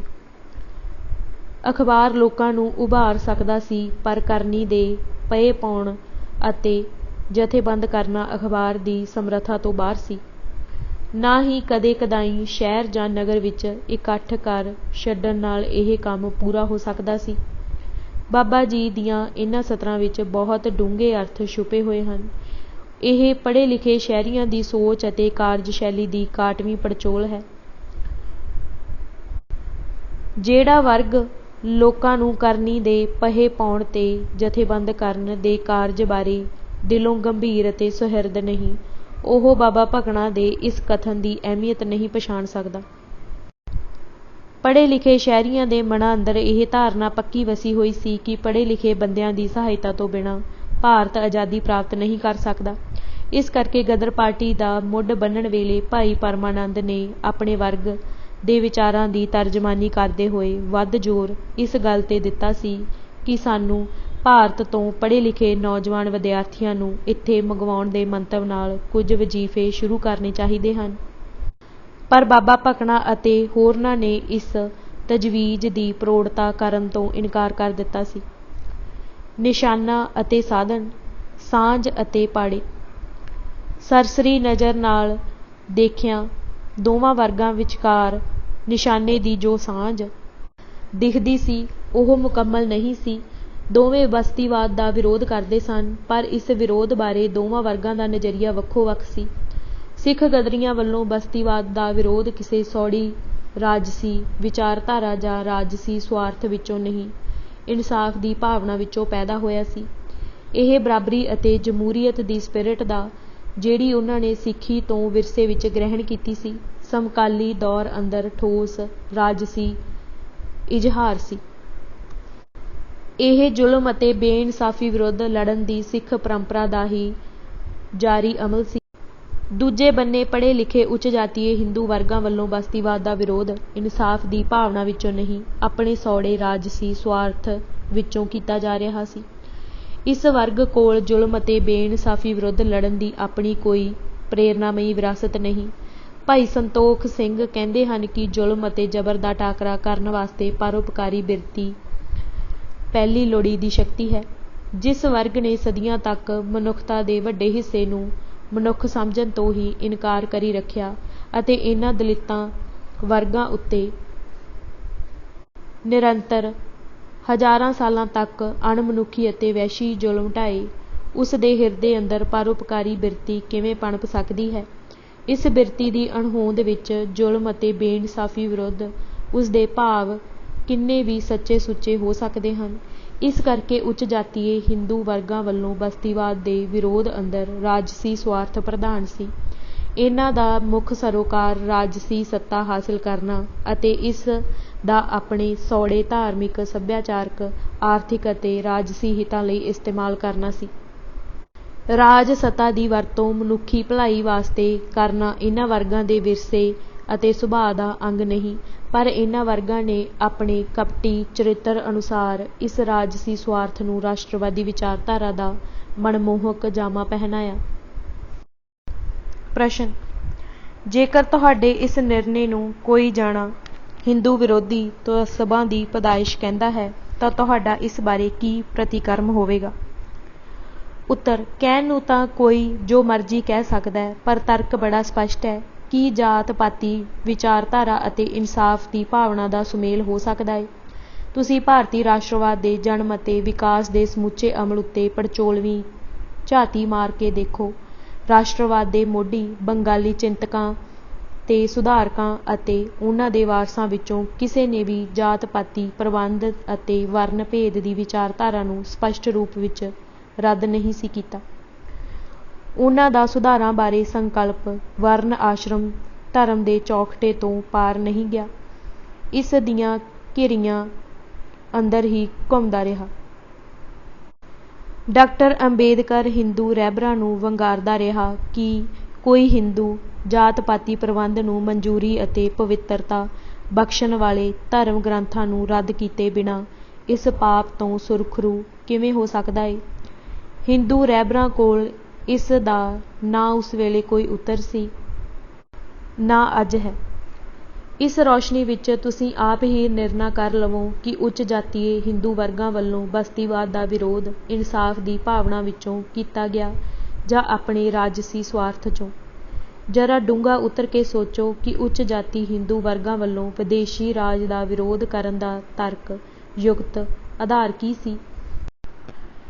ਜੇਕਰ ਉਹਨਾਂ ਦੀ ਦਲੀਲ ਇਹ ਸੀ ਕਿ ਵਿਦੇਸ਼ੀ ਤਾਕਤਾਂ ਨੇ ਭਾਰਤ ਦੇ ਲੋਕਾਂ ਨੂੰ ਗੁਲਾਮੀ ਦੀਆਂ ਜੰਜੀਰਾਂ ਵਿੱਚ ਜਕੜ ਰੱਖਿਆ ਹੋਇਆ ਸੀ, ਤਾਂ ਇਹਨਾਂ ਵਰਗਾਂ ਨੇ ਖੁਦ ਆਪ ਦੱਬੇ ਕੁਚਲੇ ਵਰਗਾਂ ਨੂੰ ਸਦੀਆਂ ਤੋਂ ਗੁਲਾਮੀ ਦੇ ਬੰਧਨਾਂ ਵਿੱਚ ਨੂੜ ਰੱਖਿਆ ਹੋਇਆ ਸੀ।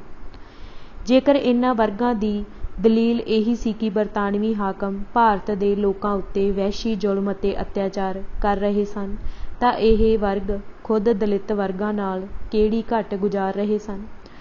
ਜਿੰਨੇ ਘਿਨਾਉਣੇ ਜ਼ੁਲਮ ਇਹਨਾਂ ਅਖੌਤੀ ਉੱਚ ਜਾਤੀਆਂ ਵੱਲੋਂ ਦਲਿਤ ਵਰਗਾਂ ਉੱਤੇ ਸਦੀਆਂ ਤੋਂ ਢਾਏ ਜਾ ਰਹੇ ਸਨ, ਵਿਦੇਸ਼ੀ ਹਾਕਮ ਉਹਨਾਂ ਨਾਲੋਂ ਵੱਧ ਕੇ ਹੋਰ ਕਿਹੜਾ ਉਪੱਦਰ ਕਰ ਰਹੇ ਸਨ।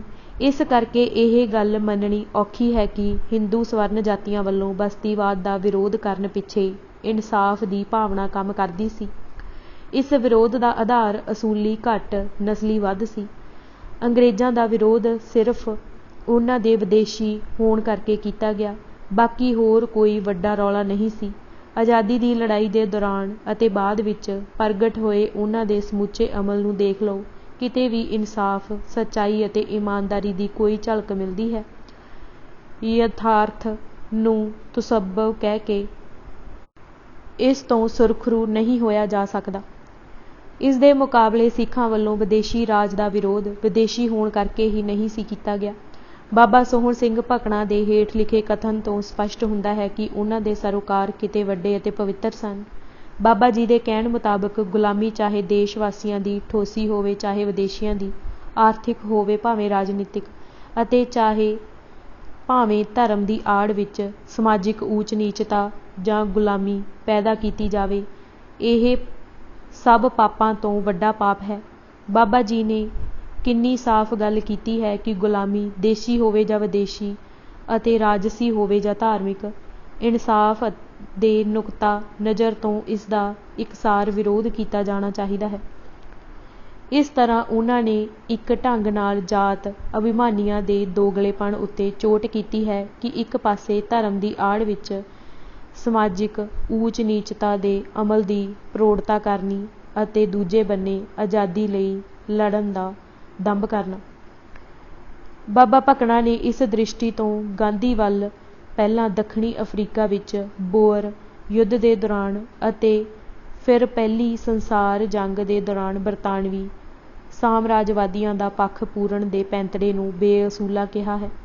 ਇਨਸਾਫ ਦੇ ਤਕਾਜ਼ੇ ਤੋਂ ਗਾਂਧੀ ਦੇ ਇਸ ਪੈਂਤੜੇ ਨੂੰ ਠੀਕ ਕਹਿ ਸਕਣਾ ਕਤਈ ਸੰਭਵ ਨਹੀਂ। ਇਸ ਦੇ ਮੁਕਾਬਲੇ ਗਦਰੀ ਆਗੂਆਂ ਡਾਕਟਰ ਮਥਰਾ ਸਿੰਘ ਅਤੇ ਭਾਈ ਨਿਧਾਨ ਸਿੰਘ ਚੁੱਗਾ ਹੋਰਾਂ ਨੇ 1911 ਵਿੱਚ ਵੱਡੇ ਖਤਰੇ ਮੁੱਲ ਲੈ ਕੇ ਚੀਨ ਦੇ ਇਨਕਲਾਬ ਦੀ ਸਰਗਰਮ ਹਮਾਇਤ ਕੀਤੀ ਸੀ, ਕਿਉਂਕਿ ਇਸ ਇਨਕਲਾਬ ਦਾ ਨਿਸ਼ਾਨਾ ਚੀਨ ਅੰਦਰ ਜਮਹੂਰੀਅਤ ਦੀ ਸਥਾਪਨਾ ਕਰਨਾ ਸੀ, ਜਿਹੜਾ ਕਿ ਸਿੱਖੀ ਦੇ ਬੁਨਿਆਦੀ ਅਸੂਲਾਂ ਦਾ ਮੇਲਵਾਂ ਸੀ। ਗਾਂਧੀ ਨੇ ਜਾਬਰ ਧਿਰ ਦੀ ਹਮਾਇਤ ਨਿਰੋਲ ਰਾਜਸੀ ਸੁਆਰਥ ਵਿੱਚੋਂ ਕੀਤੀ ਸੀ। ਉਸ ਨੇ ਇਨਸਾਫ ਦਾ ਲੜ ਛੱਡ ਕੇ ਅਨਿਆਂ ਦਾ ਪੱਖ ਪੂਰਿਆ ਸੀ। ਗਦਰੀ ਬਾਬਿਆਂ ਦੇ ਨੈਤਿਕ ਜਗਤ ਅੰਦਰ ਅਜਿਹੇ ਗਾਂਧੀ ਮਾਰਕਾ ਦੋਗਲੇਪਣ ਅਤੇ ਬੇਅਸੂਲੇਪਣ ਲਈ ਕੋਈ ਜਗ੍ਹਾ ਨਹੀਂ ਸੀ। ਬਾਬਾ ਸੋਹਣ ਸਿੰਘ ਭਕਨਾ ਦਾ ਸਿੱਖ ਧਰਮ ਦੇ ਆਜ਼ਾਦੀ ਅਤੇ ਬਰਾਬਰੀ ਦੇ ਸਿਧਾਂਤ ਵਿੱਚ ਵਿਸ਼ਵਾਸ ਇੰਨਾ ਸ਼ੁੱਧ ਅਤੇ ਪੱਕਾ ਸੀ ਕਿ ਜਦੋਂ ਉਹਨਾਂ ਵੇਖਿਆ ਕਿ ਲਾਹੌਰ ਸੈਂਟਰਲ ਜੇਲ੍ਹ ਵਿੱਚ ਭੋਜਨ ਸਮੇਂ ਗੈਰ ਸਿਆਸੀ ਜੱਟ ਸਿੱਖ ਕੈਦੀ ਦਲਿਤ ਵਰਗਾਂ ਦੇ ਕੈਦੀਆਂ ਨੂੰ ਪੰਗਤ ਵਿੱਚ ਨਹੀਂ ਬੈਠਣ ਦਿੰਦੇ, ਤਾਂ ਬਾਬਾ ਜੀ ਨੇ ਇਸ ਅਨਿਆਂ ਦੇ ਖਿਲਾਫ ਇਕੱਲਿਆਂ ਹੀ ਮਰਨ ਵਰਤ ਰੱਖਿਆ ਸੀ। ਉਹ 15 ਦਿਨ ਤੱਕ ਮਰਨ ਵਰਤ ਉੱਤੇ ਡਟੇ ਰਹੇ। ਅਖੀਰ ਦਲਿਤ ਕੈਦੀਆਂ ਨੂੰ ਬਰਾਬਰ ਦੇ ਹੱਕ ਮਿਲ ਜਾਣ ਉਪਰੰਤ ਹੀ ਵਰਤ ਖਤਮ ਕੀਤਾ ਗਿਆ। ਬਾਬਾ ਸੋਹਣ ਸਿੰਘ ਭਕਨਾ ਨੇ ਗਦਰ ਪਾਰਟੀ ਦੇ ਨਿਸ਼ਾਨੇ ਅਤੇ ਮਨੋਰਥ ਦੀ ਵਿਆਖਿਆ ਕਰਦੇ ਹੋਏ ਕਿਹਾ ਸੀ ਕਿ ਗਦਰ ਪਾਰਟੀ ਸੰਸਾਰ ਵਿੱਚ ਆਜ਼ਾਦੀ ਅਤੇ ਬਰਾਬਰੀ ਕਾਇਮ ਕਰਨਾ ਚਾਹੁੰਦੀ ਹੈ। ਉਸ ਦਾ ਖਿਆਲ ਹੈ ਕਿ ਆਜ਼ਾਦੀ ਅਤੇ ਬਰਾਬਰੀ ਮਨੁੱਖ ਦੇ ਜਮਾਂਦਰੂ ਹੱਕ ਹਨ। ਕਿਸੇ ਨੂੰ ਹੱਕ ਨਹੀਂ ਸੀ ਕਿ ਆਪਣੇ ਪਸ਼ੂ ਬਲ ਅਤੇ ਚਲਾਕੀ ਨਾਲ ਹੋਰਨਾਂ ਨੂੰ ਗੁਲਾਮ ਬਣਾਵੇ। ਉਹਨਾਂ ਨੇ ਆਪਣੇ ਸੱਚੇ ਮਾਨਵਵਾਦੀ ਅਤੇ ਖਰੇ ਲੋਕ ਹਿਤੈਸ਼ੀ ਪੈਂਤੜੇ ਦੀ ਵਿਆਖਿਆ ਇਸ ਨਿਧੜਕ ਅੰਦਾਜ਼ ਵਿੱਚ ਕੀਤੀ ਸੀ ਕਿ ਜੇ ਚੀਨ, ਰੂਸ ਜਾਂ ਕੋਈ ਹੋਰ ਵੀ ਦੇਸ਼ ਸਾਡੇ ਦੇਸ਼ ਨੂੰ ਤੰਗ ਕਰੇ ਤਾਂ ਮੈਂ ਪਹਿਲਾ ਸ਼ਖਸ ਹੋਵਾਂਗਾ ਜੋ ਡਟ ਕੇ ਉਹਨਾਂ ਦਾ ਵਿਰੋਧ ਕਰਾਂਗਾ ਅਤੇ ਇਸ ਵਾਸਤੇ ਆਪਣੀ ਜਾਨ ਤੱਕ ਦੇ ਦਿਆਂਗਾ।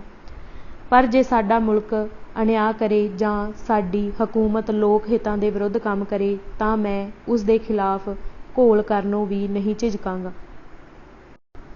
ਸੋ ਗਦਰੀ ਬਾਬਿਆਂ ਦੀ ਦ੍ਰਿਸ਼ਟੀ ਅਤੇ ਸਪਿਰਿਟ ਦਾ ਦਾਇਰਾ ਬਹੁਤ ਵਿਸ਼ਾਲ ਸੀ। ਉਹ ਇੱਕ ਦੇਸ਼ ਦੀਆਂ ਹੱਦਾਂ ਅਤੇ ਇੱਕ ਵਰਗ ਦੇ ਹਿੱਤਾਂ ਤੱਕ ਸੀਮਿਤ ਨਹੀਂ ਸੀ। ਇਸ ਦੇ ਉਲਟ ਸਵਰਨ ਜਾਤੀ ਹਿੰਦੂ ਵਰਗਾਂ ਦੀ ਦ੍ਰਿਸ਼ਟੀ ਅਤੇ ਦੇਸ਼ ਭਗਤੀ ਦਾ ਦਾਇਰਾ ਆਪਣੇ ਦੇਸ਼ ਤੱਕ ਜਾਂ ਇਸ ਤੋਂ ਵੀ ਅੱਗੇ ਆਪਣੇ ਵਰਗ ਵਿਸ਼ੇਸ਼ ਤੱਕ ਹੀ ਸੀਮਿਤ ਸੀ। ਉਹਨਾਂ ਦੀ ਸਾਰੇ ਸੰਸਾਰ ਵਿੱਚ ਆਜ਼ਾਦੀ ਤੇ ਬਰਾਬਰੀ ਕਾਇਮ ਕਰਨ ਵਿੱਚ ਕੋਈ ਰੁਚੀ ਨਹੀਂ ਸੀ। ਦੋਵਾਂ ਦੇ ਦੇਸ਼ ਭਗਤੀ ਦੇ ਸੰਕਲਪ ਵਿਚਕਾਰ ਇਹ ਬੁਨਿਆਦੀ ਅੰਤਰ ਸੀ। ਸੌੜੇ ਰਾਜਸੀ ਸੁਆਰਥ ਵਿੱਚੋਂ ਨਿਕਲਿਆ ਰਾਜਸੀ ਅਮਲ ਨਿਰਛਲ ਨਹੀਂ ਹੋ ਸਕਦਾ। ਹਿਸਾਬ ਕਿਤਾਬ, ਜੋੜ ਤੋੜ, ਚਾਲਾਂ ਕੁਚਾਲਾਂ ਅਤੇ ਝੂਠ ਅਤੇ ਦੰਭ ਇਸ ਦੇ ਲਾਜ਼ਮੀ ਅੰਗ ਹੋ ਨਿਬੜਦੇ ਹਨ। ਇਹ ਅਟੱਲ ਹੈ, ਅਜਿਹਾ ਹੀ ਵਾਪਰਿਆ ਹੈ। ਬਾਬਾ ਸੋਹਣ ਸਿੰਘ ਭਕਨਾ ਨੇ ਆਪਣੀ ਆਤਮ ਕਥਾ ਵਿੱਚ ਆਪਣੇ ਜਾਤੀ ਅਨੁਭਵਾਂ ਦੇ ਆਧਾਰ ਤੇ ਪੜ੍ਹੇ ਲਿਖੇ ਸ਼ਹਿਰੀ ਵਰਗ ਦੇ ਰਾਜਸੀ ਕਿਰਦਾਰ ਅਤੇ ਵਿਹਾਰ ਉੱਤੇ ਭਰਪੂਰ ਰੌਸ਼ਨੀ ਪਾਈ ਹੈ। ਤੁਸੀਂ ਬਾਬਾ ਜੀ ਵੱਲੋਂ ਇੱਕ ਪਾਸੇ ਲਾਲਾ ਹਰਦਿਆਲ, ਰਾਮ ਚੰਦਰ ਪਿਸ਼ੌਰੀਆ ਅਤੇ ਭਾਈ ਪਰਮਾਨੰਦ ਲਾਹੌਰ ਵਰਗੇ ਲੋਕਾਂ ਅਤੇ ਦੂਸਰੇ ਪਾਸੇ ਭਾਈ ਸੰਤੋਖ ਸਿੰਘ, ਭਾਈ ਜਵਾਲਾ ਸਿੰਘ, ਬਾਬਾ ਵਿਸਾਖਾ ਸਿੰਘ, ਭਾਈ ਬਲਵੰਤ ਸਿੰਘ ਖੁਰਦਪੁਰ ਵਰਗੇ ਗੁਰਮੁਖਾਂ ਦੇ ਕਿਰਦਾਰ ਬਾਰੇ ਕੀਤੀਆਂ ਟਿੱਪਣੀਆਂ ਦੀ ਆਪਸ ਵਿੱਚ ਤੁਲਨਾ ਕਰਕੇ ਦੇਖੋ। ਤੁਹਾਨੂੰ ਸਵੈ ਸਿੱਧ ਹੀ ਦੋਵੇਂ ਵਰਗਾਂ ਦੇ ਜੀਵਨ ਪ੍ਰਤੀ ਮੂਲ ਨਜ਼ਰੀਏ ਅਤੇ ਇਸ ਦੇ ਅਨੁਸਾਰ ਉਹਨਾਂ ਦੇ ਸਮੁੱਚੇ ਕਿਰਦਾਰ ਵਿਹਾਰ ਅੰਦਰ ਬੁਨਿਆਦੀ ਅੰਤਰ ਸਾਫ਼ ਨਜ਼ਰ ਆ ਜਾਣਗੇ। ਪੜ੍ਹੇ ਲਿਖੇ ਸ਼ਹਿਰੀ ਮੱਧ ਵਰਗਾਂ ਦਾ ਪੇਂਡੂ ਕਿਸਾਨਾਂ, ਜਿਹੜੇ ਗਦਰ ਲਹਿਰ ਦੀ ਰੀੜ੍ਹ ਦੀ ਹੱਡੀ ਸਨ, ਬਾਰੇ ਨਜ਼ਰੀਆ ਅਤੇ ਰਵੱਈਆ ਸ੍ਰੇਸ਼ਟ ਵਰਗ ਵਾਲਾ ਸੀ। ਹਰੀਸ਼ ਪੁਰੀ ਨੇ ਮੰਨਿਆ ਹੈ ਕਿ ਅਮਰੀਕਾ ਅੰਦਰ ਜਿਹੜੇ ਭਾਰਤੀ ਹਿੰਦੂ ਵਿਦਿਆਰਥੀ ਸਨ ਉਹ ਸਿੱਖ ਕਿਸਾਨਾਂ ਨੂੰ ਅਨਪੜ੍ਹ, ਜਾਹਿਲ ਅਤੇ ਪੇਂਡੂਆਂ ਦਾ ਝੁੰਡ ਸਮਝਦੇ ਸਨ, ਜਿਹੜੇ ਉਹਨਾਂ ਮੁਤਾਬਕ ਸੋਚਦੇ ਘੱਟ ਅਤੇ ਜੋਸ਼ ਵਧੇਰੇ ਦਿਖਾਉਂਦੇ ਸੀ। ਸੁਕੁਮਾਰ ਚੈਟਰਜੀ ਨੇ ਸਿਆਮ ਅਤੇ ਭਾਰਤ ਵਿੱਚ ਬਗਾਵਤ ਕਰਨ ਲਈ ਗਏ ਸਿੱਖ ਕਿਸਾਨਾਂ ਬਾਰੇ ਘਿਨਾਉਣੀ ਨਫ਼ਰਤ ਪ੍ਰਗਟਾਉਂਦਿਆਂ ਕਿਹਾ ਸੀ, ਜਾਹਲ ਆਦਮੀ ਦਰਜਨਾਂ ਦੇ ਹਿਸਾਬ ਨਾਲ ਭਾਰਤ ਅਤੇ ਸਿਆਮ ਭੇਜੇ ਗਏ ਹਨ, ਇੱਕ ਐਸੇ ਇਨਕਲਾਬ ਵਿੱਚ ਹਿੱਸਾ ਲੈਣ ਲਈ ਜਿਸ ਦਾ ਕਦੇ ਵਜੂਦ ਹੀ ਨਹੀਂ ਸੀ। ਜਦੋਂ ਸਿੱਖ ਹਜ਼ਾਰਾਂ ਦੀ ਤਾਦਾਦ ਵਿੱਚ ਸਿਰਾਂ ਤੇ ਕਫਨ ਬੰਨ੍ਹ ਕੇ ਦੇਸ਼ ਨੂੰ ਤੁਰ ਪਏ ਸਨ ਤਾਂ ਇਹਨਾਂ ਸ਼ਹਿਰੀ ਮੱਧ ਵਰਗੀ ਹਿੰਦੂਆਂ ਨੇ ਆਤਮ ਹੰਕਾਰ ਅਤੇ ਪੇਂਡੂ ਲੋਕਾਂ ਪ੍ਰਤੀ ਆਪਣੀ ਪੁਸ਼ਤੈਨੀ ਨਫ਼ਰਤ ਪ੍ਰਗਟਾਉਂਦਿਆਂ ਇੱਕ ਤਰ੍ਹਾਂ ਨਾਲ ਉਹਨਾਂ ਦਾ ਮਜ਼ਾਕ ਉਡਾਇਆ ਸੀ। ਪੁਰੀ ਨੇ ਬਾਬਾ ਪ੍ਰਿਥਵੀ ਸਿੰਘ ਦੇ ਹਵਾਲੇ ਨਾਲ ਲਿਖਿਆ ਹੈ ਕਿ ਜਦੋਂ ਉਸ ਨੇ ਹਿੰਦੂ ਵਿਦਿਆਰਥੀਆਂ ਨੂੰ ਬਗਾਵਤ ਕਰਨ ਵਾਸਤੇ ਭਾਰਤ ਲਈ ਰਵਾਨਾ ਹੋਣ ਬਾਰੇ ਕਿਹਾ ਤਾਂ ਉਹਨਾਂ ਵਿੱਚੋਂ ਇੱਕ ਨੇ ਮੋੜਵਾਂ ਜਵਾਬ ਦਿੱਤਾ ਸੀ ਕਿ ਵੇਖੋ, ਤੁਸੀਂ ਹਿੰਦੁਸਤਾਨ ਜਾ ਹੀ ਰਹੇ ਹੋ ਅਤੇ ਇਨਕਲਾਬ ਉੱਥੇ ਤੁਸੀਂ ਬੇਸ਼ੱਕ ਹੀ ਲੈ ਆਵੋ, ਪਰ ਉਸ ਤੋਂ ਮਗਰੋਂ ਤੁਹਾਨੂੰ ਸਰਕਾਰ ਚਲਾਉਣ ਲਈ ਕੁਝ ਸਿਆਣੇ ਲੋਕਾਂ ਦੀ ਲੋੜ ਪਵੇਗੀ, ਫਿਰ ਤੁਹਾਨੂੰ ਸਾਡੀ ਲੋੜ ਪਵੇਗੀ, ਫਿਰ ਅਸੀਂ ਆ ਜਾਵਾਂਗੇ। ਸਿੱਖ ਕਿਸਾਨਾਂ ਬਾਰੇ ਇਸ ਵਰਗ ਦੀ ਇਸ ਸਮਝ ਵਿੱਚੋਂ ਉਹਨਾਂ ਦੀ ਸਿੱਖਾਂ ਪ੍ਰਤੀ ਉਪਯੋਗਵਾਦੀ ਪਹੁੰਚ ਪ੍ਰਗਟ ਹੋਈ। 1857 ਦੇ ਗਦਰ ਦੀ ਅਸਫਲਤਾ ਤੋਂ ਉਹਨਾਂ ਇਹ ਨਤੀਜਾ ਕੱਢਿਆ ਕਿ ਜੇਕਰ ਉਸ ਵੇਲੇ ਸਿੱਖ ਫੌਜਾਂ ਅੰਗਰੇਜ਼ਾਂ ਦਾ ਸਾਥ ਨਾ ਦਿੰਦੀਆਂ ਤਾਂ ਇਸ ਬਗਾਵਤ ਨੂੰ ਕੁਚਲ ਸਕਣਾ ਅੰਗਰੇਜ਼ਾਂ ਲਈ ਕਤਈ ਸੰਭਵ ਨਹੀਂ ਹੋਣਾ ਸੀ। ਸਾਵਰਕਰ ਨੇ 1857 ਦੇ ਗਦਰ ਬਾਰੇ ਜੋ ਕਿਤਾਬ ਲਿਖੀ ਸੀ ਉਸ ਵਿੱਚ ਉਸ ਨੇ ਇਹੀ ਸਿੱਟਾ ਕੱਢਿਆ ਸੀ ਕਿ ਭਵਿੱਖ ਵਿੱਚ ਅੰਗਰੇਜ਼ਾਂ ਵਿਰੁੱਧ ਬਗਾਵਤ ਦੀ ਸਫਲਤਾ ਲਈ ਸਿੱਖਾਂ ਦਾ ਸਹਿਯੋਗ ਲੈਣਾ ਅਤੀ ਜ਼ਰੂਰੀ ਸੀ। ਸ਼ਿਆਮਜੀ ਕ੍ਰਿਸ਼ਨ ਵਰਮਾ ਅਤੇ ਤਾਰਕਨਾਥ ਨੇ ਵੀ ਸਾਵਰਕਰ ਦੀ ਇਸ ਧਾਰਨਾ ਦੀ ਪੁਸ਼ਟੀ ਕੀਤੀ ਸੀ। ਇਸ ਕਰਕੇ 20ਵੀਂ ਸਦੀ ਦੇ ਮੁੱਢ ਵਿੱਚ ਹਿੰਦੂ ਕੌਮ ਪ੍ਰਸਤਾਂ ਨੇ ਬਰਤਾਨਵੀ ਰਾਜ ਵਿਰੁੱਧ ਲੜਾਈ ਵਿੱਚ ਸਿੱਖਾਂ ਦਾ ਸਹਿਯੋਗ ਹਾਸਿਲ ਕਰਨ ਦੀ ਸੁਚੇਤ ਸੇਧ ਅਤੇ ਰਣਨੀਤੀ ਅਖਤਿਆਰ ਕਰ ਲਈ ਸੀ। ਇੰਗਲੈਂਡ ਅੰਦਰ ਹਿੰਦੂ ਕੌਮ ਪ੍ਰਸਤਾਂ ਵੱਲੋਂ ਇੰਡੀਆ ਹਾਊਸ ਤੋਂ ਚਲਾਈਆਂ ਜਾਂਦੀਆਂ ਸਰਗਰਮੀਆਂ ਇਸੇ ਨਿਸ਼ਾਨੇ ਵੱਲ ਸੇਧਤ ਸਨ। ਉਹਨਾਂ ਵੱਲੋਂ ਇੰਗਲੈਂਡ ਅੰਦਰ ਕੈਕਸਟਨ ਹਾਲ ਵਿਖੇ ਉਚੇਚੇ ਤੌਰ 'ਤੇ ਦਸਮ ਪਾਤਸ਼ਾਹ ਦਾ ਪ੍ਰਕਾਸ਼ ਦਿਵਸ ਮਨਾਉਣਾ, ਫਿਰ ਸਿੱਖਾਂ ਨੂੰ ਰਾਤ ਦੇ ਭੋਜਨ 'ਤੇ ਬੁਲਾਉਣਾ ਅਤੇ ਅਖੀਰ ਵਿੱਚ ਸਿੱਖ ਫੌਜੀਆਂ ਨੂੰ ਆਪਣੇ ਪੱਖ ਵਿੱਚ ਕਰਨ ਦੇ ਮੰਤਵ ਨਾਲ ਖਾਲਸਾ ਪੈਫਲੇਟ ਜਾਰੀ ਕਰਨਾ, ਇਹ ਸਾਰੀਆਂ ਕਾਰਵਾਈਆਂ ਸਿੱਖਾਂ ਨੂੰ ਆਪਣੇ ਰਾਜਸੀ ਮੰਤਵ ਲਈ ਇਸਤੇਮਾਲ ਕਰਨ ਦੀ ਸੋਚੀ ਵਿਚਾਰੀ ਰਣਨੀਤੀ ਦੀਆਂ ਕੜੀਆਂ ਸਨ। ਦਮੋਦਰ, ਸਾਵਰਕਰ, ਸ਼ਿਆਮ ਜੀ ਕ੍ਰਿਸ਼ਨ ਵਰਮਾ, ਲਾਲਾ ਹਰਦਿਆਲ ਆਦਿ ਹਿੰਦੂ ਕੌਮ ਪ੍ਰਸਤ ਵਿਦੇਸ਼ਾਂ ਅੰਦਰ ਜਾਣੇ ਪਛਾਣੇ ਨਾਂ ਬਣ ਗਏ ਸਨ। ਉਹ ਦੇਸ਼ ਭਗਤੀ ਦੇ ਜਜ਼ਬੇ ਅਤੇ ਆਜ਼ਾਦੀ ਸੰਗਰਾਮ ਦੇ ਚਿੰਨ੍ਹ ਹੋ ਗੁਜ਼ਰੇ ਸਨ। ਪ੍ਰਸ਼ਨ: ਆਪਾਂ ਗਦਰੀ ਬਾਬਿਆਂ ਵੱਲੋਂ ਖੁੱਲ੍ਹਾ ਪ੍ਰਚਾਰ ਕੀਤੇ ਜਾਣ ਪ੍ਰਤੀ ਵਿਦਵਾਨਾਂ ਦੁਆਰਾ ਪ੍ਰਗਟਾਏ ਇਤਰਾਜ਼ਾਂ ਬਾਰੇ ਗੱਲ ਕਰ ਰਹੇ ਸੀ। ਗੱਲਬਾਤ ਲੀਹ ਤੋਂ ਲਾਂਭੇ ਨਹੀਂ ਚਲੀ ਗਈ ਲੱਗਦੀ।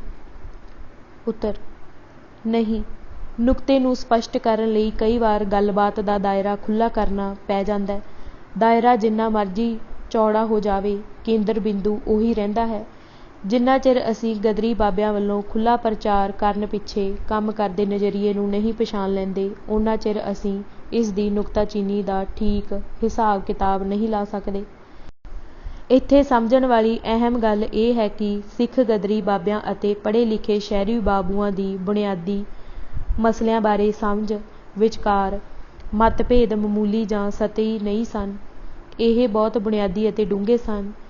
ਦੋਵਾਂ ਵਿਚਕਾਰ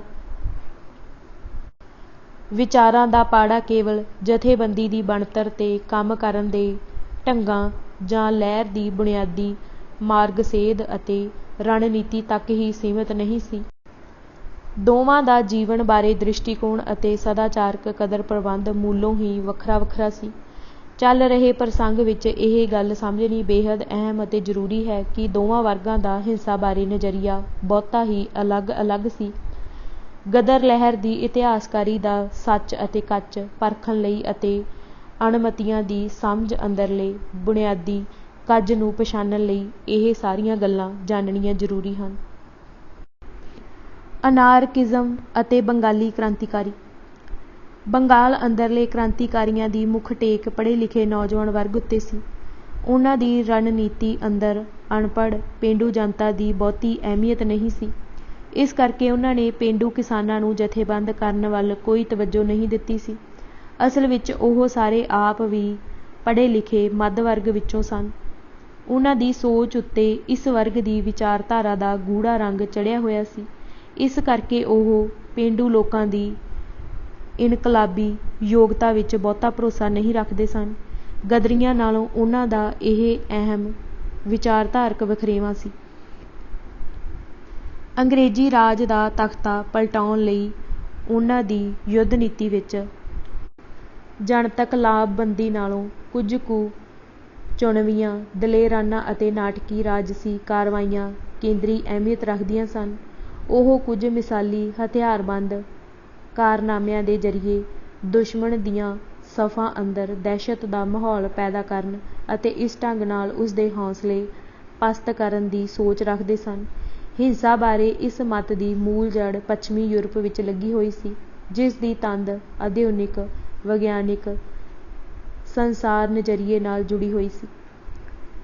ਸੰਨ 1848 ਵਿੱਚ ਪੱਛਮੀ ਯੂਰਪ ਦੇ ਕੁਝ ਦੇਸ਼ਾਂ ਜਿਵੇਂ ਫਰਾਂਸ, ਇਟਲੀ, ਪਰਸ਼ੀਆ, ਆਸਟਰੀਆ ਅਤੇ ਨੀਦਰਲੈਂਡ ਆਦਿ ਅੰਦਰ ਤਾਨਾਸ਼ਾਹੀ ਅਤੇ ਜ਼ਾਲਮ ਰਾਜਾਂ ਦੇ ਵਿਰੁੱਧ ਇਨਕਲਾਬੀ ਬਗਾਵਤਾਂ ਦਾ ਜ਼ੋਰ ਝੱਖੜ ਝੁੱਲਿਆ ਸੀ। ਇਹਨਾਂ ਇਨਕਲਾਬਾਂ ਦੇ ਅਸਫਲ ਹੋ ਜਾਣ ਉਪਰੰਤ ਯੂਰਪ ਅੰਦਰ ਇੱਕ ਨਵੀਂ ਤਰਜ਼ ਦਾ ਹਿੰਸਕ ਰੁਝਾਨ ਪੈਦਾ ਹੋਇਆ, ਜਿਸ ਨੂੰ ਅਨਾਰਕਿਜ਼ਮ ਦਾ ਨਾਂ ਦਿੱਤਾ ਗਿਆ। ਇਸ ਮਤ ਦੇ ਧਾਰਨੀਆਂ ਦਾ ਰਾਜਸੀ ਖੇਤਰ ਅੰਦਰ ਪੱਛਮੀ ਗਿਆਨ ਚਿੰਤਨ ਦੇ ਕੇਂਦਰੀ ਆਦਰਸ਼ ਮੱਧਯੁਗੀ ਤਰਜ਼ ਦੀਆਂ ਨਿਰੰਕੁਸ਼ ਰਾਜਸ਼ਾਹੀਆਂ ਦਾ ਖਾਤਮਾ ਕਰਕੇ ਜਮਹੂਰੀ ਅਤੇ ਗਣਰਾਜੀ ਅਸੂਲਾਂ ਤੇ ਆਧਾਰਿਤ ਆਧੁਨਿਕ ਕੌਮੀ ਰਾਜਾਂ ਦੀ ਸਥਾਪਨਾ ਕਰਨ ਦੀ ਪੂਰਤੀ ਲਈ ਜਨਤਕ ਅੰਦੋਲਨਾਂ ਤੋਂ ਭਰੋਸਾ ਉੱਠ ਗਿਆ ਸੀ। ਉਹਨਾਂ ਦਾ ਵਿਸ਼ਵਾਸ ਸੀ ਕਿ ਉੱਚੇ ਇਨਕਲਾਬੀ ਆਦਰਸ਼ਾਂ ਨੂੰ ਪਰਨਾਏ ਕੁਝ ਚੋਣਵੇਂ ਸੂਰਮੇ ਜੇਕਰ ਜ਼ਾਲਮ ਰਾਜ ਦੀਆਂ ਜੜ੍ਹਾਂ ਉਖਾੜ ਦੇਣ ਦਾ ਤਹੱਈਆ ਕਰ ਲੈਣ ਤਾਂ ਉਹ ਆਪਣੇ ਸਿਦਕ ਅਤੇ ਦਲੇਰੀ ਦੇ ਬਲਬੂਤੇ ਇਹ ਟੀਚਾ ਹਾਸਿਲ ਕਰ ਸਕਦੇ ਹਨ। ਉਹ ਸ਼ਬਦਾਂ ਨਾਲੋਂ ਕਾਰਨਾਮਿਆਂ ਦੇ ਕਾਇਲ ਸਨ। ਉਹਨਾਂ ਦਾ ਇਹ ਪੱਕਾ ਮਤ ਸੀ ਕਿ ਦੁਸ਼ਮਣਾਂ ਦੇ ਖਿਲਾਫ ਖਾਲੀ ਬੋਲਣ ਨਾਲੋਂ ਨਿੱਘਰ ਅਮਲ ਵੱਧ ਕਾਰਗਰ ਹੁੰਦਾ ਹੈ। ਉਹ ਐਕਸ਼ਨ ਰਾਹੀਂ ਪ੍ਰੋਪੋਗੰਡੇ ਦੇ ਸਿਧਾਂਤ ਦੇ ਮੁਰੀਦ ਸਨ। ਨਿੱਘਰ ਅਮਲ ਤੋਂ ਉਹਨਾਂ ਦੀ ਮੁਰਾਦ ਕੁਝ ਮਿਸਾਲੀ ਅਤੇ ਨਾਟਕੀ ਕਾਰਵਾਈਆਂ ਸਨ, ਜਿਵੇਂ ਵਿਰੋਧੀ ਧਿਰ ਦੇ ਚੋਟੀ ਦੇ ਵਿਅਕਤੀਆਂ ਨੂੰ ਬੰਬਾਂ ਨਾਲ ਉਡਾ ਦੇਣਾ ਜਾਂ ਗੋਲੀਆਂ ਨਾਲ ਭੁੰਨ ਦੇਣਾ। 1881 ਵਿੱਚ ਰੂਸ ਅੰਦਰ ਨਰੋਦਿਆ ਵੋਲਿਆ ਨਾਂ ਦੀ ਸੰਸਥਾ ਦੇ ਬੰਦਿਆਂ ਨੇ ਰੂਸ ਦੇ ਜ਼ਾਰ ਨੂੰ ਦਲੇਰਾਨਾ ਢੰਗ ਨਾਲ ਕਤਲ ਕਰ ਦਿੱਤਾ ਸੀ। ਇਸੇ ਤਰ੍ਹਾਂ 1894 ਵਿੱਚ ਫਰਾਂਸ ਦੇ ਰਾਸ਼ਟਰਪਤੀ ਨੂੰ ਉੱਥੋਂ ਦੇ ਅਨਾਰਕਿਸਟਾਂ ਨੇ ਗੋਲੀਆਂ ਮਾਰ ਕੇ ਪਾਰ ਬੁਲਾ ਦਿੱਤਾ ਸੀ। ਪਰ ਬੰਗਾਲੀ ਕ੍ਰਾਂਤੀਕਾਰੀਆਂ ਨੂੰ ਸਭ ਤੋਂ ਵੱਧ ਇਟਲੀ ਦੇ ਦੋ ਇਨਕਲਾਬੀ ਦੇਸ਼ ਭਗਤਾਂ ਗ੍ਰੈਬਾਲਡੀ ਅਤੇ ਮੈਜੀਨੀ ਨੇ ਪ੍ਰਭਾਵਿਤ ਕੀਤਾ ਸੀ। ਇਹ ਦੇਸ਼ ਭਗਤ ਆਪਣੀ ਨਿਸ਼ਠਾ ਅਤੇ ਦਲੇਰੀ ਦੇ ਆਸਰੇ ਥੋੜ੍ਹੇ ਜਿਹੇ ਸਿਰਲੱਥ ਸੂਰਮਿਆਂ ਦੇ ਸਾਥ ਨਾਲ ਲੜੇ ਹਥਿਆਰਬੰਦ ਯੁੱਧ ਦੇ ਜ਼ਰੀਏ ਇਟਲੀ ਦੀ ਖਿੰਡੀ ਬਿਖਰੀ ਰਾਜਸੀ ਹਸਤੀ ਨੂੰ ਇੱਕ ਬੱਝਵੇਂ ਅਤੇ ਮਜ਼ਬੂਤ ਕੌਮੀ ਰਾਜ ਦਾ ਸਰੂਪ ਬਖਸ਼ਣ ਵਿੱਚ ਕਾਮਯਾਬ ਹੋ ਗਏ ਸਨ। ਬੰਗਾਲ ਦੇ ਮੱਧ ਵਰਗੀ ਹਿੰਦੂ ਕ੍ਰਾਂਤੀਕਾਰੀ ਨੌਜਵਾਨ ਇਟਲੀ ਦੇ ਇਹਨਾਂ ਕੌਮੀ ਨਾਇਕਾਂ ਦੇ ਦੀਵਾਨੇ ਹੋ ਗਏ ਸਨ। ਪੱਛਮ ਦੇ ਇਸ ਹਿੰਸਾ ਦੇ ਆਧੁਨਿਕ ਨੁਸਖੇ ਨੇ ਉਹਨਾਂ ਦੇ ਦਿਲ ਮੋਹ ਲਏ ਸਨ। ਉਹਨਾਂ ਨੇ ਭਾਰਤ ਅੰਦਰ ਬਸਤੀਵਾਦੀ ਰਾਜ ਦਾ ਖਾਤਮਾ ਕਰਕੇ ਉੱਚ ਜਾਤੀ ਹਿੰਦੂ ਵਰਗ ਦੀ ਸਰਦਾਰੀ ਹੇਠ ਆਧੁਨਿਕ ਰਾਸ਼ਟਰੀ ਰਾਜ ਸਥਾਪਿਤ ਕਰਨ ਦਾ ਆਪਣਾ ਮਨਭਾਉਂਦਾ ਰਾਜਸੀ ਨਿਸ਼ਾਨਾ ਹਾਸਿਲ ਕਰਨ ਲਈ ਹਿੰਸਾ ਦਾ ਇਹ ਨੁਸਖਾ ਅਜ਼ਮਾਉਣਾ ਸ਼ੁਰੂ ਕਰ ਦਿੱਤਾ। ਯੁਗਾਂਤਰ ਅਤੇ ਅਨੁਸ਼ੀਲਨ ਸਮਿਤੀ ਨਾਂ ਦੀਆਂ ਦੋ ਜਥੇਬੰਦੀਆਂ ਇਸ ਕਾਜ ਨੂੰ ਸਮਰਪਿਤ ਹੋ ਗਈਆਂ। ਪੰਜਾਬ ਅਤੇ ਉੱਤਰੀ ਭਾਰਤ ਦੇ ਪੜ੍ਹੇ ਲਿਖੇ ਹਿੰਦੂ ਨੌਜਵਾਨ ਦੇਸ਼ ਭਗਤਾਂ ਉੱਤੇ ਬੰਗਾਲੀ ਕ੍ਰਾਂਤੀਕਾਰੀਆਂ ਦੀ ਇਸ ਰਾਜਸੀ ਵਿਚਾਰਧਾਰਾ ਅਤੇ ਅਮਲ ਕਾਰਜਨੀਤੀ ਦਾ ਤਕੜਾ ਅਸਰ ਹੋਇਆ। ਇਹ ਵਰਗ ਵਿਚਾਰਧਾਰਕ, ਜਥੇਬੰਦਕ ਅਤੇ ਮਨੋਵਿਗਿਆਨਕ ਪੱਧਰ ਤੇ ਆਰੀਆ ਸਮਾਜ ਅਤੇ ਇਸ ਵਰਗੀਆਂ ਹੋਰਨਾਂ ਹਿੰਦੂ ਧਾਰਮਿਕ ਲਹਿਰਾਂ, ਜਿਨ੍ਹਾਂ ਦਾ ਟੀਚਾ ਭਾਰਤ ਅੰਦਰ ਹਿੰਦੂ ਧਰਮ ਅਤੇ ਸੰਸਕ੍ਰਿਤੀ ਦੀ ਪੁਰਾਤਨ ਚੜ੍ਹਤ ਬਹਾਲ ਕਰਨਾ ਸੀ, ਨਾਲ ਜੁੜਿਆ ਹੋਇਆ ਸੀ। ਸ਼ਹੀਦ ਰਾਮ ਪ੍ਰਸਾਦ ਬਿਸਮਲ ਦਾ ਇਨਕਲਾਬੀ ਗਰੁੱਪ, ਜਿਹੜਾ ਕਕੋਰੀ ਕਾਂਡ ਨਾਲ ਜ਼ਿਆਦਾ ਮਸ਼ਹੂਰ ਹੋਇਆ ਸੀ, ਅਤੇ ਚੰਦਰ ਸ਼ੇਖਰ ਆਜ਼ਾਦ ਅਤੇ ਸ਼ਹੀਦ ਭਗਤ ਸਿੰਘ ਹੋਰਾਂ ਦਾ ਇਨਕਲਾਬੀ ਧੜਾ ਮੂਲ ਰੂਪ ਵਿੱਚ ਉੱਪਰ ਦਰਸਾਈ ਬੰਗਾਲੀ ਕ੍ਰਾਂਤੀਕਾਰੀ ਧਾਰਾ ਦਾ ਹੀ ਫੈਲਾਅ ਸੀ। ਪਰ ਗਦਰ ਲਹਿਰ ਦਾ ਖਾਸਾ ਅਤੇ ਮੁਹਾਣ ਇਸ ਧਾਰਾ ਨਾਲੋਂ ਬਹੁਤ ਅਲੱਗ ਸੀ। ਦੋਵਾਂ ਵਿਚਕਾਰ ਵਿਚਾਰਧਾਰਕ, ਸੱਭਿਆਚਾਰਕ ਅਤੇ ਮਨੋਵਿਗਿਆਨਕ ਪੱਧਰਾਂ ਤੇ ਬੁਨਿਆਦੀ ਪਾੜੇ ਸਨ। ਜੇਕਰ ਹਰੀਸ਼ ਪੁਰੀ ਦੇ ਸ਼ਬਦਾਂ ਵਿੱਚ ਕਹਿਣਾ ਹੋਵੇ ਤਾਂ ਇਹ ਦੋਵਾਂ ਵਰਗਾਂ ਦੀ ਸੱਭਿਆਚਾਰਕ ਦਿਸ਼ਾ ਦ੍ਰਿਸ਼ਟੀ ਵਿੱਚ ਬੁਨਿਆਦੀ ਅੰਤਰ ਦਾ ਨਤੀਜਾ ਸੀ। ਇਸ ਦਾ ਉਘੜਵਾਂ ਇਜ਼ਹਾਰ ਬੰਗਾਲੀ ਕ੍ਰਾਂਤੀਕਾਰੀਆਂ ਵੱਲੋਂ ਦਸੰਬਰ 1912 ਵਿੱਚ ਦਿੱਲੀ ਵਿਖੇ ਵਾਇਸਰਾਏ ਹਾਰਡਿੰਗ ਉੱਤੇ ਬੰਬ ਸੁੱਟਣ ਦੀ ਵਾਰਦਾਤ ਉੱਤੇ ਪ੍ਰਗਟਾਏ ਪ੍ਰਤੀਕਰਮ ਦੇ ਰੂਪ ਵਿੱਚ ਹੋਇਆ। ਲਾਲਾ ਹਰਦਿਆਲ ਇਸ ਵਾਰਦਾਤ ਉੱਤੇ ਖੁਸ਼ੀ ਵਿੱਚ ਖੀਵਾ ਹੋ ਉੱਠਿਆ ਅਤੇ ਉਸ ਨੇ ਵਾਰਦਾਤ ਦੇ ਤੀਜੇ ਦਿਨ 25 ਦਸੰਬਰ ਨੂੰ ਇਸ ਘਟਨਾ ਦੇ ਜਸ਼ਨ ਮਨਾਉਣ ਲਈ ਨਾਲੰਦਾ ਹੋਸਟਲ ਦੇ ਵਿਦਿਆਰਥੀਆਂ ਨੂੰ ਦੁਪਹਿਰ ਦੇ ਖਾਣੇ ਦੀ ਦਾਵਤ ਦਿੱਤੀ। ਹਰੀਸ਼ ਪੁਰੀ ਮੁਤਾਬਕ ਵਿਦਿਆਰਥੀਆਂ ਨੇ ਇਸ ਮੌਕੇ ਨੂੰ ਉਤਸਵ ਵਿੱਚ ਬਦਲ ਦਿੱਤਾ ਅਤੇ ਵੰਦੇ ਮਾਤਰਮ ਗਾ ਕੇ ਘੰਟਿਆਂ ਬੱਧੀ ਕਮਰੇ ਅੰਦਰ ਨੱਚ ਕੇ ਆਪਣੀਆਂ ਭਾਵਨਾਵਾਂ ਨੂੰ ਪ੍ਰਗਟ ਕੀਤਾ। ਉਤੇਜਿਤ ਹੋਏ ਹਰਦਿਆਲ ਨੇ ਆਪਣੇ ਕਈ ਗਰਮ ਦਲੀਏ ਦੋਸਤਾਂ ਨੂੰ ਟੈਲੀਫੋਨ ਕੀਤਾ ਅਤੇ ਹਰ ਵਾਰੀ ਉਹ ਕਹਿੰਦਾ, ਕੀ ਤੁਸੀਂ ਸੁਣਿਆ ਹੈ ਕਿ ਮੇਰੇ ਇੱਕ ਆਦਮੀ ਨੇ ਭਾਰਤ ਵਿੱਚ ਲਾਰਡ ਹਾਰਡਿੰਗ ਨਾਲ ਕੀ ਕੀਤਾ, ਅਤੇ ਫਿਰ ਇਸ ਘਟਨਾ ਨੂੰ ਬਿਆਨ ਕਰਦਾ। ਇਸ ਘਟਨਾ ਬਾਰੇ ਆਪਣੇ ਉਲਾਰ ਮਨੋਭਾਵਾਂ ਦਾ ਪ੍ਰਗਟਾਵਾ ਕਰਦਿਆਂ ਉਸ ਨੇ ਸ਼ਰੀਲੇ ਅੰਦਾਜ਼ ਵਿੱਚ ਲਿਖਿਆ ਸੀ, 23 ਦਸੰਬਰ 1912 ਦੇ ਬੰਬ ਦੀ ਜੈ ਜੈ ਜੈ।